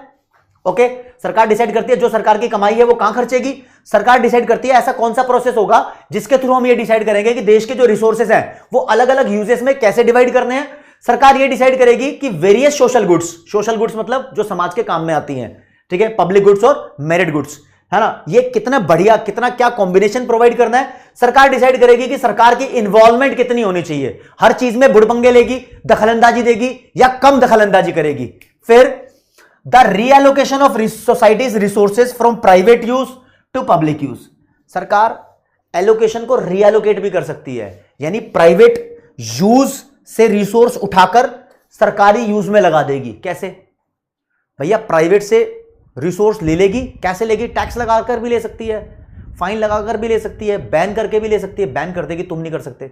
तो जो रिसोर्स आएगा उसको पब्लिक यूज में कैसे लगाना है, सरकार रीएलोकेट कर देगी, मतलब दोबारा एलोकेट कर देगी, प्राइवेट से लेकर सरकार में गवर्नमेंट ऑफिस के यूजेस में लगा देगी। ठीक है, ये सब करने के लिए रीएलोकेशन करने के लिए, पूरा रीएलोकेशन करने के लिए सरकार के पास कुछ हथियार होने चाहिए। क्या होने चाहिए? हथियार। ऐसे कौन कौन से हथियार हैं, यानी ऐसे कौन कौन से टूल्स हैं, यानी ऐसे कौन कौन से इंस्ट्रूमेंट्स हैं जिसको यूज करके सरकार रिसोर्सेस को रीएलोकेट कर लेगी। कौन कौन से यूज है? ठीक है, तो आप देखोगे सरकार के पास हथियार बहुत सारे हैं, तो ये दिए हुए हैं, आपको हेडिंग बनानी है अपने नोट्स के लिए, एलोकेशन इंस्ट्रूमेंट्स। ये कौन कौन से इंस्ट्रूमेंट्स हैं? एग्जाम्पल ही दिए हुए हैं, बस एग्जाम्पल। क्या दिए हुए हैं? एग्जाम्पल। ठीक है, तो पहला एग्जाम्पल है, अगर किसी चीज का अंडर प्रोडक्शन हो रहा है, अगर कोई चीज ऐसी है जैसे कि स्कूल है, हॉस्पिटल है, इसका अंडर प्रोडक्शन हो रहा है, तो सरकार को खुद वो प्रोवाइड कर देनी चाहिए, तभी तो सरकारी स्कूल है, सरकारी हॉस्पिटल है। तो द गवर्नमेंट में डायरेक्टली प्रोड्यूस इकोनॉमिक गुड, सरकार खुद जाकर ही प्रोडक्शन कर सकती है, जैसे कि सरकार ने किया भी है। बिजली प्रोवाइड कर रही है सरकार, public transportation system services government के द्वारा प्रोवाइड की जा रही है। सरकार कह रही है तुमसे ना हुआ तो हम कर देंगे। ठीक है, गवर्नमेंट कभी कभी प्राइस मैकेनिज्म को इस्तेमाल कर सकती है। प्राइस मैकेनिज्म का मतलब क्या होता है भैया? प्राइस मैकेनिज्म का मतलब यह होता है डिमांड और सप्लाई पे छोड़ देगी सरकार। है, सरकार बोलेगी तुम खुद डिसाइड करो, मार्केट के ऊपर छोड़ दिया। ठीक है, अब जितनी कमी पड़ रही है फिर वो सरकार प्रोवाइड कर देगी। ठीक है, प्राइस मैकेनिज्म पे वो छोड़ दिया, यानी सरकार कह रही है ऑल्टरिंग, ऑल्टरिंग का मतलब change in market price determine by demand and supply through tax and subsidies. हां, सरकार कह रही है मार्केट पे छोड़ देंगे, डिमांड बढ़वानी होगी तो टैक्स कम कर देंगे, डिमांड कम करवानी होगी तो टैक्स बढ़ा देंगे। थोड़ा टैक्स और सब्सिडी का रोल दिखाएगी, तो सरकार इस वजह से प्राइवेट रिसोर्सेज को इन्फ्लुएंस कर पाएगी। यानी क्या कह रही है सरकार? सरकार कह रही है जो कंज्यूमर और प्रोड्यूसर होते हैं मार्केट में, ये डिमांड और सप्लाई के हिसाब से इनको चलने दो। जो कंज्यूमर डिमांड कर रहा है प्रोड्यूसर को वो बनाने दो, लेकिन सरकार को अच्छा नहीं लगेगा ना, तो सरकार उस पर टैक्स लगा देगी, है ना, है ना। तो सरकार टैक्स का यूज कर लेगी। अगर कोई चीज कंज्यूमर के लिए जरूरी है, मार्केट उसको प्रोवाइड नहीं कर रही, तो सरकार इसको सब्सिडी दे देगी। सब्सिडी दे देगी तो ये प्रॉफिट में आ जाएगा, अब ये बना के देगा कंज्यूमर को। हां गरिमा जैन, इन सभी स्लाइड से तुम नोट्स बना सकते हो। ठीक है, तो बस इसको इतना ही ध्यान रखना है, यहां से लेकर यहां तक इतना ही पॉइंट काम का है तुम्हारे, बाकी कोई काम का नहीं है। ये ऐसे ही बोल रखा है सरकार भाई किसी चीज के लिए इंसेंटिव प्रोवाइड कर सकती है। अगर सरकार को कुछ प्रोड्यूस करवाना है तो उसके लिए इंसेंटिव दे देगी, जैसे कि टैक्स में छूट दे देगी, सब्सिडी दे देगी। या सरकार को कुछ बुरा लग रहा है तो डिसइंसेंटिव कर देगी, मतलब सरकार टैक्स लगा देगी। ठीक है, सरकार टैक्स लगा देगी। ओके, बस इतना ध्यान रखना सर आपको। और क्या कर सकती है? कहते हैं सरकार कानून बना सकती है देश में। गवर्नमेंट में influence allocation through legislations and force. जानबूझकर सरकार जैसे कुछ भी कानून बना देती है, ऐसे कुछ भी कानून बना सकती है। एक अच्छा एग्जांपल लिखा है, जैसे कि सरकार ने प्लास्टिक गुड्स को बैन कर दिया। जो सिंगल यूज प्लास्टिक गुड्स है, सिर्फ उसकी बात कर रहा हूं। पॉलीथीन बैन है काफी सारी जगह। Very good Tabassum Tahura. हाँ यश, इस चैप्टर में ऐसा ही होगा भाई, मजा नहीं आएगा, ध्यान रखना, मजा खुद करना पड़ेगा। गुरविंदर सिंह कह रहे सर बस बस बस बस नहीं भैया। ठीक है, तो ध्यान रखना, सरकार ने जो है सिंगल यूज प्लास्टिक गुड्स को बैन किया हुआ है। वो बात अलग है कि वो बैन करने के बाद भी चल रही है। ठीक है, सरकार कुछ कंपटीशन पॉलिसी में कूद जाएगी, सरकार मर्जर पॉलिसी में कूद जाएगी। कैसे भाई साहब? अगर आज जियो, एयरटेल और वोडाफोन आइडिया तीनों एक साथ होना चाहे ना, सरकार उनको कभी एक साथ नहीं आने देगी, क्योंकि तीनों एक साथ हो गए तो पता नहीं कितना रिचार्ज बढ़ा देगी वो, है ना। तो सरकार ऐसी मर्जर पॉलिसीज नहीं बनने देगी, समझे। काफी सारी चीजें ऐसी हैं जिसको सब प्रोड्यूस करना चाहते हैं, सब प्रोड्यूस करेंगे तो फिर मामला खराब हो जाएगा। तो सरकार कहती है कि लिमिटेड लोगों को ही हम प्रोड्यूस करने देंगे, तो लिमिटेड लोगों को लाइसेंस देगी सरकार। कहती है जिसके पास लाइसेंस है वही प्रोड्यूस करेगा। सरकार काफी सारे सेक्टर को कंट्रोल करती है। ठीक है, गवर्नमेंट ने कुछ रेगुलेटरी एक्टिविटीज स्टार्ट कर रखी है, यानी सरकार ने दखलंदाजी स्टार्ट कर रखी है, जहां पर सरकार ने काफी सारी जगह बोल रखा है मिनिमम वेजेस वर्कर को देनी होंगी। यानी आपने कोई धंधा खोला, उसके अंदर एम्प्लॉय रखे हुए हैं, एम्प्लॉय को जो तुम सैलरी दे रहे हो उससे एम्प्लॉय का पेट नहीं भर रहा, सरकार को लग रहा है बुरा, सरकार कह रही है गलत हो रहा है, तो सरकार उसकी मिनिमम वेज डिसाइड कर देगी, आपको उतनी देनी पड़ेगी। तो ये भी चल रहा है। ठीक है। सरकार लोकेशन ऑफ इंडस्ट्री से रिलेटेड भी डिसीजन ले सकती है, जैसे कि सरकार ने कुछ डायरेक्शंस प्रोवाइड कर रखी है कि जो स्टील की इंडस्ट्री होगी वो समुद्र के आसपास होगी, क्योंकि उससे पोल्यूशन बहुत निकलता है। ठीक है, तो गवर्नमेंट सेट करती है अपना लीगल और एडमिनिस्ट्रेटिव फ्रेमवर्क, गवर्नमेंट अपने ऑफिस बनाती है, वहां से कुछ डायरेक्शंस वगैरह प्रोवाइड करती है, नोटिस वगैरह जारी करती है, और गवर्नमेंट में adopt any combination of possible remedies. अगर सरकार को लगता है तो सरकार इनमें से एक नहीं, सारे कॉम्बिनेशन या जो बढ़िया कॉम्बिनेशन है, वो जो भी सॉल्यूशन, रेमेडीज का मतलब होता है सॉल्यूशन, समस्या के समाधान के लिए सरकार कोई भी कॉम्बिनेशन चूज कर सकती है। ठीक है जी, ओके। यहां पर एलोकेशन फंक्शन खत्म हुआ। अब बच्चा बोल रहा है सर नोट्स बनाने में मुझे प्रॉब्लम आएगी। देखो जी भैया, एलोकेशन फंक्शन के नोट्स कैसे बनाओगे? एलोकेशन फंक्शन में 3 बातें दी हुई हैं, आपको देखना है।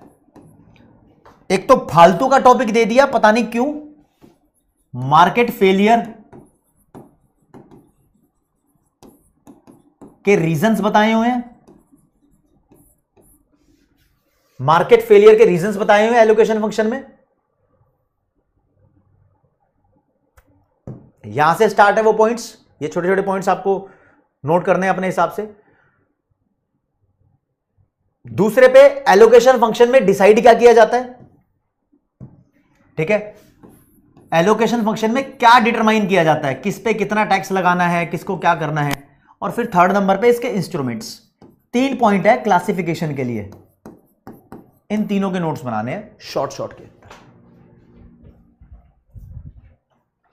सर जी आज दिमाग में थ्योरी की सब्जी बन गई, कशिश बोलता है।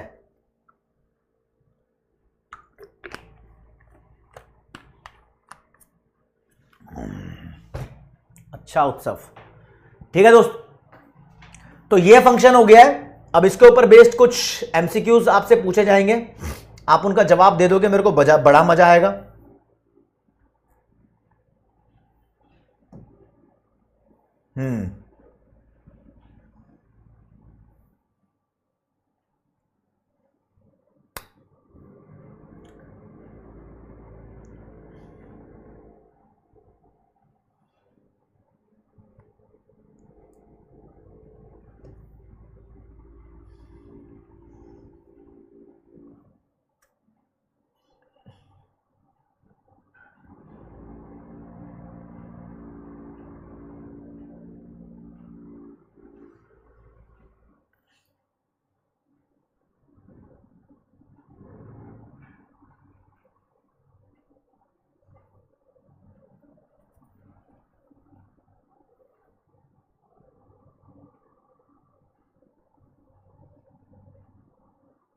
मैं कौन सा क्वेश्चन पूछूंगा आपसे?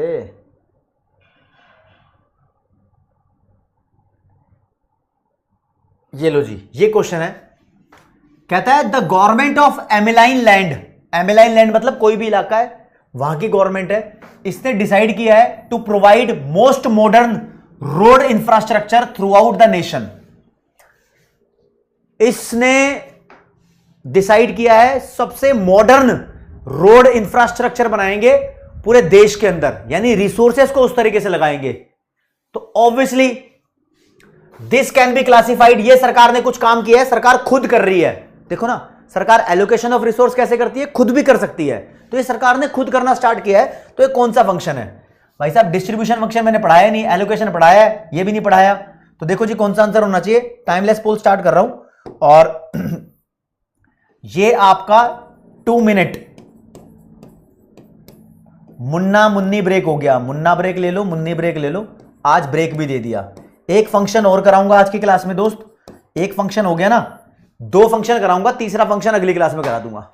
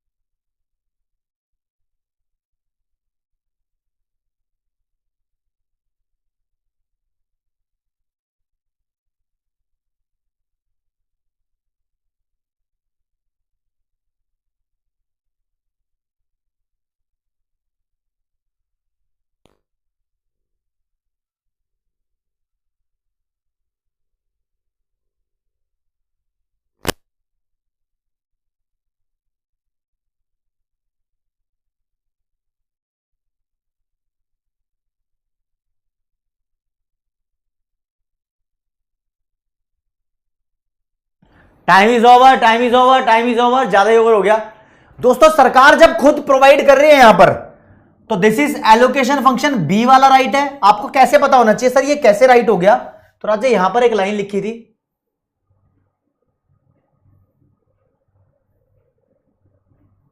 देखो ना, एलोकेशन के लिए सरकार खुद भी प्रोवाइड कर सकती है, लिखा है ना, गवर्नमेंट में directly produce economic good, government खुद ही प्रोवाइड कर देगी, गवर्नमेंट खुद इन्वॉल्व हो रही है यहां पर, ठीक है जी।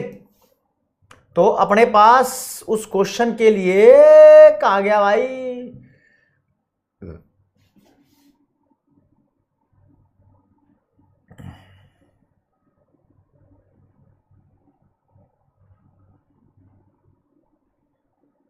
ये रहा जी, बी वाला आंसर रहेगा। और ये जवाब देखते हैं कितने बच्चों ने सबसे जल्दी दिया है। ज्यादातर बच्चों ने दिया है वेदांत, करण, अक्षत, चंदू, अल्पोन, मदारा, मयंक, लवेश, फैजान और Yash. These are the toppers of this answer. अब आते हैं दोस्त दूसरे फंक्शन पे। मैंने बोला कि 3 फंक्शन है, एलोकेशन फंक्शन हो गया। अब आते हैं रीडिस्ट्रीब्यूटिव फंक्शन पे, या इसको बोल दो रीडिस्ट्रीब्यूशन फंक्शन। देखो इस फंक्शन को बहुत आसान है, 5 मिनट के अंदर हो जाएगा। आप सबसे पहले देखो कि जो एलोकेटिव फंक्शन था, इसमें सरकार डिसाइड कर रही थी कि अलग अलग गुड्स एंड सर्विसेज की कितनी quantity, how much. Allocative function में हम देख रहे थे कि रिसोर्सेज को कहां लगाएं, कितनी क्वांटिटी प्रोड्यूस करें। लेकिन रीडिस्ट्रीब्यूशन फंक्शन में हम देखेंगे सबसे मेन चीज कि भैया देश के अंदर रिच और पुअर के बीच में जो गैप है ये कम से कम हो जाए, यानी लोगों की ऑलरेडी रिसीव्ड इनकम को, जो लोगों में इनकम ऑलरेडी डिस्ट्रीब्यूटेड है, उसको सरकार रीडिस्ट्रीब्यूट करती है। कैसे? मान लो एक देश में 4 बंदे हैं, A B C D E. ये बंदा 10 रुपये कमाता है, ये बंदा 50 रुपये कमाता है, ये 5,000, ये 10,000 और ये 1,00,000 रुपये कमाता है। तो सरकार कह रही है ये एक डिस्ट्रीब्यूशन ऑफ इनकम है, ये एक देश का इनकम डिस्ट्रीब्यूशन है कि लोग ऐसे ऐसे पैसा कमा रहे हैं। तो गवर्नमेंट क्या चाहती है? कहती है इस इनकम को दोबारा सरकार के हिसाब से डिस्ट्रीब्यूट करते हैं। कैसे? सरकार के पास 2 ही हथियार होते हैं, एक होता है टैक्स, दूसरा होता है सरकार का एक्सपेंडिचर, जिसमें सरकार सब्सिडीज भी दे देती है। तो 2 हथियार है। सरकार कहती है जो सबसे अमीर है ना, ये अंबानी जो बन रहा है, इस पे टैक्स ज्यादा लगाओ, इस पे भी टैक्स लगाओ लेकिन इससे कम, और जो टैक्स से पैसा आएगा उससे इसका भला कर दो। जो एक छोटा सेक्शन ऑफ सोसाइटी है जो कम पैसा कमा रहा है उसका भला कर दो। कैसे भाई? कैसे कैसे कैसे? सरकार कहती है कि सरकार को रीडिस्ट्रीब्यूशन के थ्रू ये एंश्योर करना चाहिए, ये फिक्स करना चाहिए कि जो गरीब से गरीब बंदा है भैया वो कम से कम अपनी बेसिक नीड्स को तो फुलफिल कर ले। बेसिक नीड्स जैसे भाई साहब रोटी कपड़ा मकान उसको मिल रहा हो, समझे?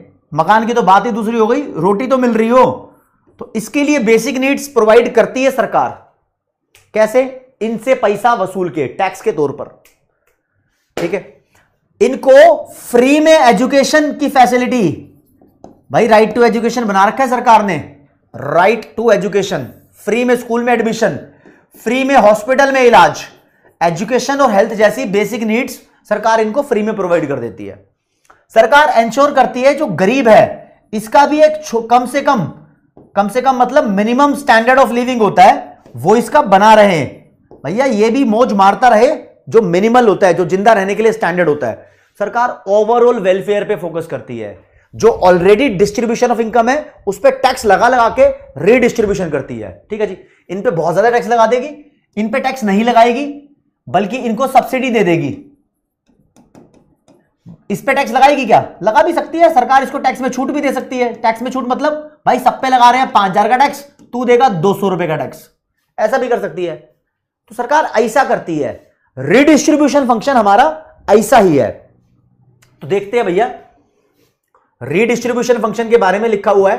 देखो, जब गवर्नमेंट रीडिस्ट्रीब्यूशन फंक्शन परफॉर्म करती है तो गवर्नमेंट की जो एक्सपेंडिचर साइड होती है, सरकार बजट बनाती है अपना, बजट के अंदर देखती है कितना पैसा खर्च करेगी और कितना पैसा आएगा। तो जो गवर्नमेंट की एक्सपेंडिचर साइड होती है उसके बिहाफ पे अगर बात करें तो गवर्नमेंट में प्रोवाइड फ्री और सब्सिडाइज्ड एजुकेशन। भाई सरकार के खर्चे की बात करो तो खर्चे वाले हैंड से गरीबों का भला करने के लिए सरकार फ्री में एजुकेशन प्रोवाइड कर देगी या सस्ते रेट पे सब्सिडाइज्ड, या हेल्थ केयर भी फ्री में या सस्ते रेट पे। ऐसा भी घर भी बहुत सारे घर होते हैं जो सस्ते में सरकार गरीबों के लिए प्रोवाइड करती है, खाना भी प्रोवाइड करती है डिजर्विंग लोगों के लिए। मैंने देखा दिल्ली में गौतम गंभीर ने भी मेरे ख्याल में कुछ किया था, 10 रुपए में खाना, और एक बार जन आहार योजना चलाई थी, वो 10-10 रुपए में पेट भर खाना, ऐसा कुछ था। ठीक है। और सरकार की जो कमाई होती है, टैक्स वगैरह लेती है ना सरकार, तो उससे कैसे करेगी? कहते हैं redistribution is done through progressive taxation. ये समझ लो, हमारे देश का जो टैक्स सिस्टम है वो बड़ा प्रोग्रेसिव है। प्रोग्रेसिव का मतलब बढ़ते हुए के साथ बढ़ता हुआ टैक्स। कैसे भैया? कहते हैं जो ज्यादा पैसा कमाएगा भैया, ऐसा कहते हैं, जो 0 से 5 लाख की अर्निंग कर रहा है एक साल में, उस पर नो टैक्स। एक साल की अर्निंग, जिसकी 5 से 10 लाख की अर्निंग है उस पर 10% टैक्स। जो 10 से 15 लाख कमा रहा है इस पे 15% टैक्स। जो 15 लाख से ज्यादा कमा रहा है उस पे 20% टैक्स। सॉरी, इन पे 20 है, इन पे 30% टैक्स है। मतलब तुम जितना ज्यादा पैसा कमाओगे सरकार को उतना टैक्स दे रहे हो। तो जितना ज्यादा अमीर होते जाओगे तो तुम्हारी अमीरी का लेवल सरकार प्रोग्रेसिव टैक्सेशन से कम कर देती है। समझे? प्रोग्रेसिव टैक्सेशन से अमीरी का लेवल सरकार कम कर देती है। जो तुम कमा रहे हो ऑलरेडी उसको रीडिस्ट्रीब्यूट कर दिया सरकार ने, तुम्हारा पैसा अपने पास खींच लिया। ठीक है। तो ये टैक्सेशन के सब्जेक्ट में पढ़ते हैं वैसे तो इंटर के अंदर, कोई बात नहीं, लेकिन वर्ड यूज किया था। तो दोस्तों सरकार कहती है कि अगर सरकार बीच में ना घुसे ना, सरकार बीच में ना घुसे तो गरीबों का तो बेड़ा गर्क हो जाएगा। सरकार कहती है जो देश का इनकम डिस्ट्रीब्यूशन है उसका झुकाव बहुत खतरनाक हो जाएगा। झुकाव मतलब देश में मान लो 100 रुपए की इनकम है और देश में रहते हैं 100 लोग, तो 5 बंदे 95 रुपए अर्न कर रहे होंगे और बचे हुए 95 बंदे 5 रुपया अर्न कर रहे होंगे। टोटल अर्निंग तो 100 ही है, लेकिन बहुत कम लोगों के हाथ में ज्यादा पैसा होगा अगर सरकार बीच में ना आए तो इसलिए सरकार को बीच में आना पड़ता है और देखना पड़ता है जो देश में टोटल इनकम है या टोटल गुड्स हैं, गुड्स की बात भी की है, तो ये गुड्स किस किस को मिलनी चाहिए। हुम का क्वेश्चन आता है। यार जब तुम गरीब के पास पैसा दे दोगे, गरीब को थोड़ा अमीर बना दोगे, तो वो ज्यादा गुड्स परचेज कर पाएगा, उसका स्टैंडर्ड ऑफ लिविंग बढ़ जाएगा। तो अल्टीमेटली इनकम को डिस्ट्रीब्यूट करने के बाद सरकार ये डिसाइड करती है, मतलब यही कहना चाहती है कि गुड्स एंड सर्विसेज जो पूरे देश में बनाई गई है वो किस किस के लिए बनाई गई है। भाई पैसा होगा तो ठीक है, ठीक है, ओके।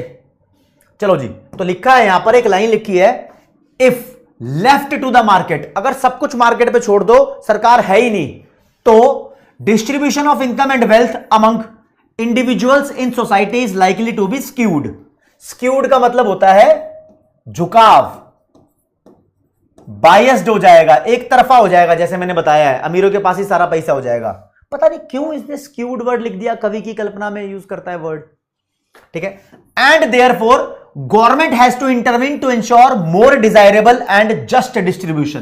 कहता है इसलिए सरकार को बीच में कूदना पड़ता है, इंटरफेयर करना पड़ता है, ताकि सरकार इंश्योर कर पाए कि जो डिजायरेबल है, जैसा होना चाहिए, और बढ़िया, जस्ट का मतलब ओके, ठीक है, ईमानदारी वाला सही डिस्ट्रीब्यूशन ऑफ इनकम हो जाए। तो ये जो डिस्ट्रीब्यूशन फंक्शन है सरकार का, it is related with the question for हुम should an economy produce goods and services. कहता है एक इकोनॉमी में जो गुड्स एंड सर्विसेज हैं टोटल, वो किसके लिए बनी है? सब अमीरों के लिए बना है क्या? ना ना ना। तो यहां सरकार बीच में इंश्योर करेगी कि भैया सबके लिए बना हो। तो सरकार क्या इंश्योर करती है? सरकार क्या इंश्योर करती है? क्या एम होता है इसका? एम ये लिखा हुआ, सरकार ये इंश्योर करती है कि देश में इक्विटेबल डिस्ट्रीब्यूशन हो जाए। जो भी सोसाइटल आउटपुट है हाउस होल्ड यानी लोगों के बीच में उसका इक्विटेबल डिस्ट्रीब्यूशन हो, गरीब बंदा भी कुछ अफोर्ड कर पाए, अमीर बंदा भी कुछ अफोर्ड कर पाए। सरकार कहती है जो मेंबर्स ऑफ सोसाइटी हैं जो डेप्रीवेशन से सफर कर रहे हैं, ये डेप्रीवेशन का मतलब क्या होता है? डेप्रीवेशन का मतलब होता है कमी होना किसी चीज की, किसी चीज का दुख, यार मेरे पास कार नहीं है ना, ऐसे वाला दुख, तो डेप्रीवेशन का कमी होता है। तो सरकार चाहती है उनको भी वेलफेयर दिया जाए। एडवांसिंग का मतलब होता है गिव, पता नहीं क्यों इतना मुश्किल ये वर्ड यूज किया है, giving the welfare to those members of the society who suffer from deprivation. उसके लिए सरकार ने बस चलवा दी, तेरे पास कार नहीं है बस चल जाएगी, ठीक है। सरकार चाहती है इनकम, वेल्थ और अपॉर्चुनिटी, अपॉर्चुनिटी इंपॉर्टेंट है, इन सबकी इक्वालिटी हो देश में, इनकम कमाने की, प्रॉपर्टी की, सबके पास अपॉर्चुनिटी हो, इक्वालिटी हो देश के अंदर, सरकार चाहती है। सरकार चाहती है लोगों को सिक्योरिटी देना। सिक्योरिटी कैसे मिलेगी? कैसे मिलेगी सिक्योरिटी? सिक्योरिटी मिलेगी उनको कम से कम रोटी कपड़ा मकान जैसी सुविधाएं मिले, उनकी बेसिक नीड्स को फुलफिल करे, ठीक है, okay. For the people who have hardship. Hardship क्या होता है? आ जाओ जी, हम तो आ रहे थे गूगली पे, एक बार हार्डशिप तुम्हें भी करके दिखा दूं। हार्डशिप का सही हिंदी में मतलब, हार्डशिप बनेंगे ना हिंदी, ये लो जी, कष्ट। हाँ, जो लोग कष्टों में हैं, ट्रबल, जो लोग प्रॉब्लम में है, कष्ट लिख दिया इसको मैंने, कष्ट। जो लोग कष्ट में है, ट्रबल में है, प्रॉब्लम में है, उनको सरकार ये चीज प्रोवाइड करे। मैंने देखा बहुत सारी जगह सरकार ने प्रोवाइड किया हुआ है, ठीक है। Ensuring that everyone enjoy minimum standard of living. हर कोई बंदा एक बेसिक स्टैंडर्ड ऑफ लिविंग तो एंजॉय कर रहा हो, सरकार ये डिसाइड करेगी। अगर यश शर्मा, अगर किसी बंदों के पास सर्विस की कमी है, चीजों की कमी है, तो सरकार उसको प्रोवाइड करना स्टार्ट करती है। क्या लग्जरी आइटम नहीं, बेसिक बेसिक चीज है। चलो जी, क्या सरकार ने ऐसा किया है? अभी डाउट देखूंगा तुम्हारे, बस खत्म हो गया ये। क्या सरकार ने ऐसा किया है? पृथ्वी कह रहा है सर हम भी हार्डशिप में आ गए इस चैप्टर से, अभी तो आना है। डेप्रीवेशन का मतलब पायल कमियां, कमियां। क्या सरकार ने ऐसा किया है? जी हां किया है। रीडिस्ट्रीब्यूशन फंक्शन के कुछ एग्जाम्पल असलियत में एग्जिस्ट करते हैं, ठीक है। एग्जाम्पल क्या है? सरकार ने हमारे देश में टैक्सेशन पॉलिसी बना रखी है, प्रोग्रेसिव टैक्सेशन। अमीर पर ज्यादा टैक्स लगता है और जो पुअर बंदा होता है इसको सब्सिडीज मिल जाती है। अमेरिका में भी ऐसा ही है, ठीक है। और जो भी प्रोसीड होता है, प्रोसीड का मतलब यहां पर है रिसिप्ट। सरकार को जो भी पैसा मिलता है प्रोग्रेसिव टैक्स यूज करके, तो सरकार उस पैसे से लो इनकम हाउस होल्ड के लिए कुछ ना कुछ पब्लिक सर्विस बनवाता है। टॉयलेट बनवा देगा, जन सुविधा वगैरह लोगों के लिए बनवाएगा। सरकार ने एम्प्लॉयमेंट के लिए रिजर्वेशन रखी हुई है, प्रेफरेंस कर रखी है अलग अलग सेगमेंट ऑफ पॉपुलेशन के लिए। भैया गरीबों को नौकरी मिलेगी, ईडब्ल्यूएस कोटा सरकार ने बना रखा है इंडिया में, तो ईडब्ल्यूएस इकोनॉमिक वीकर सेक्शन, ठीक है। सरकार ने कुछ अनएम्प्लॉयमेंट बेनिफिट और ट्रांसफर पेमेंट देने का सोच रखा है डिप्राइव्ड सेक्टर्स को। जिन सेक्टर्स, जिन लोगों के पास बहुत पैसे की कमी है, सरकार उनको नरेगा योजना इंडिया में बना रखी है। खैर ये इंडिया के बारे में चैप्टर नहीं है, लेकिन मैं इंडिया से रिलेट कर रहा हूं। National rural employment guarantee act बना रखी है योजना, जो उस योजना के तहत सरकार के पास रजिस्टर्ड है। सरकार बोलती है अगर तेरे पे नौकरी नहीं है तो हमसे पैसा ले ले जीने के लिए। अमेरिका में ऐसा बहुत होता है, अनएम्प्लॉयमेंट बेनिफिट्स बहुत मिलते हैं। सरकार कुछ ट्रांसफर पेमेंट देती है, मतलब हर महीने गुजारा भत्ता करने के लिए पैसा देती है, तो जिंदा तो रहेगा इससे, ठीक है। जो फैमिली बिलो पॉवर्टी लाइन है उनको प्रोवाइड किया जाता है कुछ पैसा या और कुछ सुविधाएं, राशन वगैरह दिया जाता है। इंडिया के अंदर तुम देख रहे हो राशन दिया जाता है ना, बिल्कुल दिया जाता है, ठीक है। और regulation of manufacture and sale of certain product to ensure health and wellbeing. कहता है कुछ चीजों की मैन्युफैक्चरिंग और बिक्री से रिलेटेड सरकार रेगुलेशन करती है, कानून बनाती है। अच्छा, कुछ चीजें ऐसी हैं जिससे रिलेटेड सरकार कानून बनाती है जिससे लोगों की हेल्थ भी अच्छी रहे और वेलबींग भी अच्छी रहे। जैसे कि सरकार चाहती है, अरे यार रहने दो मैं एग्जांपल नहीं दूंगा, मतलब सरकार कुछ चीजें ऐसी हैं सरकार ने कानून बना रखे हैं कि जैसे कि मान लो लग्जूरियस कार जो बहुत ज्यादा पेट्रोल कंज्यूम करती है, सरकार ने कानून बना रखा है कि ये कार नहीं चलनी चाहिए। मतलब ऐसे नहीं बना रखा, सरकार ने बोल रखा है इस कार पे बहुत टैक्स लगा देंगे तो ये कम चलें, है ना। तो वो कम चलेंगी तो फिर कम पेट्रोल कंज्यूम होगा, तो कम चलेंगी तो सरकार ने बहुत ज़्यादा टैक्स लगा दिया ना। मैंने देखा कि यार बेंटले कार सबसे महंगी कार थी एक टाइम पर दुनिया की, 7 करोड़ की, फिर इंडिया में आई तो वो 14 करोड़ की हो गई। मतलब गवर्नमेंट ने 100% टैक्स लगा दिया, 100% टैक्स। तो नहीं, ईयरफोन की यूज़ करने की ज़रूरत नहीं है टोमेटो। तो टैक्स लगा दिया, उससे माल आया सरकार के पास, सरकार ने फिर वो गरीबों के भले के लिए यूज़ किया होगा। ठीक है, और कुछ स्पेशल स्कीम्स चलाई जाती है for backward region and vulnerable section. Vulnerable मतलब दयनीय, जिन पे दया आती हो उन लोगों के लिए कुछ सरकार स्पेशल स्कीम चलाती है, बहुत सारी स्कीमें चलाती है। ठीक, कृष्णा राय कह रहे सर आप दूसरा एग्जांपल देने वाले थे, अब रहने दे, इससे आजा। 2 फंक्शन मैंने करा दिए मेरे दोस्त, आपके अब डाउट्स होंगे यहां पर। तीसरा फंक्शन स्टेबलाइजेशन फंक्शन है, बोलोगे तो करा दूंगा, करा दूं क्या, रहने देता हूं, डाउट्स ले लेता हूं, जो कि आपके डाउट्स बहुत लाजमी होंगे आज की क्लास के अंदर। क्या हो गया डाउट में, डाउट पूरे नहीं आ रहे, क्या चक्कर है भाई? कोई डाउट ऐसे वो लग गए, डाउट ऐसे वो लग गए, कहां गए? हाँ, अच्छा जी, ऐसे भी थे क्या डाउट? सर मुझे न्यूमेरिकल सॉल्व नहीं होते। अखिलेश प्रैक्टिस करो उसकी। क्वेश्चन है नहीं आईसीआई मॉड्यूल में नेशनल इनकम का। आयुष सिंह, लेकिन जो कराए हैं वो तो करो आप। ठीक है, आप सोनी प्रैक्टिस करती रहो, आगे बढ़ती रहोगी। चाणक्य 2.0 में ऋषभ कराए हैं सर। रिचर्ड के जो पॉइंट्स है वो बजट में भी पड़े थे। हाँ बढ़िया भाई। फिर फ्राइडे को लेट हो जाता हूं, थोड़ा शॉर्ट में रिपीट कर देना। फ्राइडे को लेट हो जाता हूं भाई, इसका rule. Sir in case of नशेड़ी डीमेरिट गुड की डिमांड ज्यादा होगी ना? हाँ यार होती है, क्या करूं, नशेड़ी के केस में होती है। हाँ नंदिनी मिश्रा वो वही है, देखो नंदिनी कह रही है, नंदिनी का कहना है, नंदिनी ने एक डाउट बोला सर जो फर्स्ट पॉइंट है, कहां गया,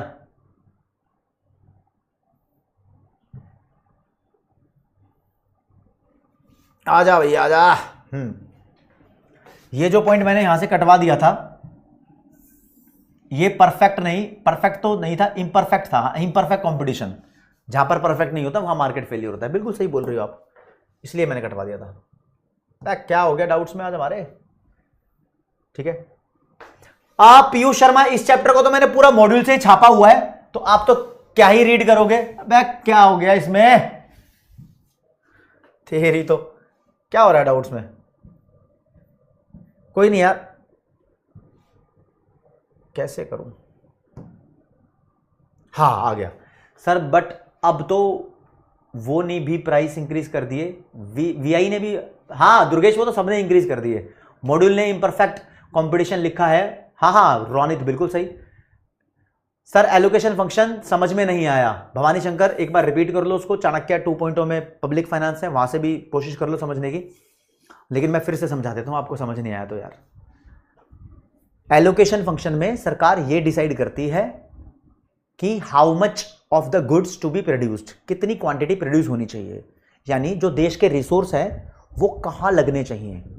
जब रिसोर्स जहां लगेंगे उसके हिसाब से तो क्वांटिटी ऑफ प्रोडक्शन डिसाइड होगा, यही डिसाइड करती है बस। ठीक है, absence of government intervention. Tejas, absence of government intervention का मतलब होता है सरकार की दखलंदाजी देश में नहीं है। ठीक है, अखिलेश पूछता है सर मिनिमम वेजेस कितना है? ये तो स्टेट का लॉ है इंडिया में, हर स्टेट में मिनिमम वेज अलग होता है। ठीक है, ट्रेमेंडियस एक्सपेनियन क्या होता है? ट्रेमेंडियस का मतलब बहुत बढ़िया होता है, और एक्सपेनियन का मतलब बढ़ाना होता है। अंतरिक्ष किस संदर्भ में आपने वर्ड यूज किया उसके हिसाब से। सोशलिस्ट आइडियोलॉजी का मतलब अंतरिक्ष होता है कि ऐसी आइडियोलॉजी जो सोशलिस्टिक इकोनॉमी से रिलेटेड हो, यानी जहां पर 100% सरकार का रोल हो, सरकार के रोल से रिलेटेड आइडियोलॉजी। अंतरिक्ष प्रोग्रेसिव टैक्सेशन का मतलब ऐसा टैक्सेशन अमीर होने के साथ साथ जो आपको ज्यादा टैक्स पे करना पड़े। आज सुभ्रा दलाई, रीडिस्ट्रीब्यूशन फंक्शन के नोट्स कैसे बनाए? जैसे मैंने दिए हुए डिट्टो वही कॉपी कर दो, वही है। ठीक है, अच्छा अच्छा अच्छा ठीक है। बाकी तुम्हारे जो डाउट्स हैं, इंडियन इकोनॉमी पहले करा दीजिए, अंतरिक्ष देखते हैं यार इसको। मैं बादाम कभी खा लेता हूं, कभी नहीं खाता। थैंक यू यश। ठीक है आयुष, काम करते हैं इस पर। इको आप ही यूट्यूब पर वीडियो अपलोड किए पीडब्ल्यू पर। ठीक है विवेक निषाद, आपकी सजेशन वेलकम है। ठीक है, Even if things get banned, it will not give desired results. As dowry banned in India, people are still openly giving and accepting it. Sneha बहुत सही बोल रही हो तुम, सोशल मुद्दों को उठा रही हो. देखो, किताब और सच्चाई में डिफरेंस होता है ना. किताब और सच्चाई में डिफरेंस होता है, और वो डिफरेंस तुमने देखा है ना. तो ठीक है, मैं तो कहता हूं काबिल बनो. काबिल बनने के साथ साथ लोगों की लालच खत्म हो जाती है. जब काबिल होते हैं तो पैसा आता है, और धीरे धीरे फिर वो लालच भी खत्म हो जाती है. अगर तुम काबिल हो तो दूसरों से किसी सामान की एक्सपेक्टेशन नहीं करोगी. तो लोगों को एजुकेशन की जरूरत है. एजुकेट होते रहेंगे तो धीरे धीरे सारी प्रॉब्लम सॉल्व होती रहेंगी. ठीक है फैजान, जो बचे हुए एमसीक्यूज वगैरह वो सब अगली क्लास में करेंगे. आज की क्लास में मेरे दोस्तों इतना ही. ठीक है, मतलब थ्योरी है, बहुत पका हुआ है, बहुत पका दिया होगा मैंने आप लोगों को, मैं समझता हूं. ठीक है ना, क्विज भी एक ही कराई आज, कोई बात नहीं. ठीक है, इतना ही. ठीक है, बस आप लोगों का प्यार साथ में चलना चाहिए. जय हिंद, जय भारत, नमस्कार, धन्यवाद, बाय बाय एवरीवन.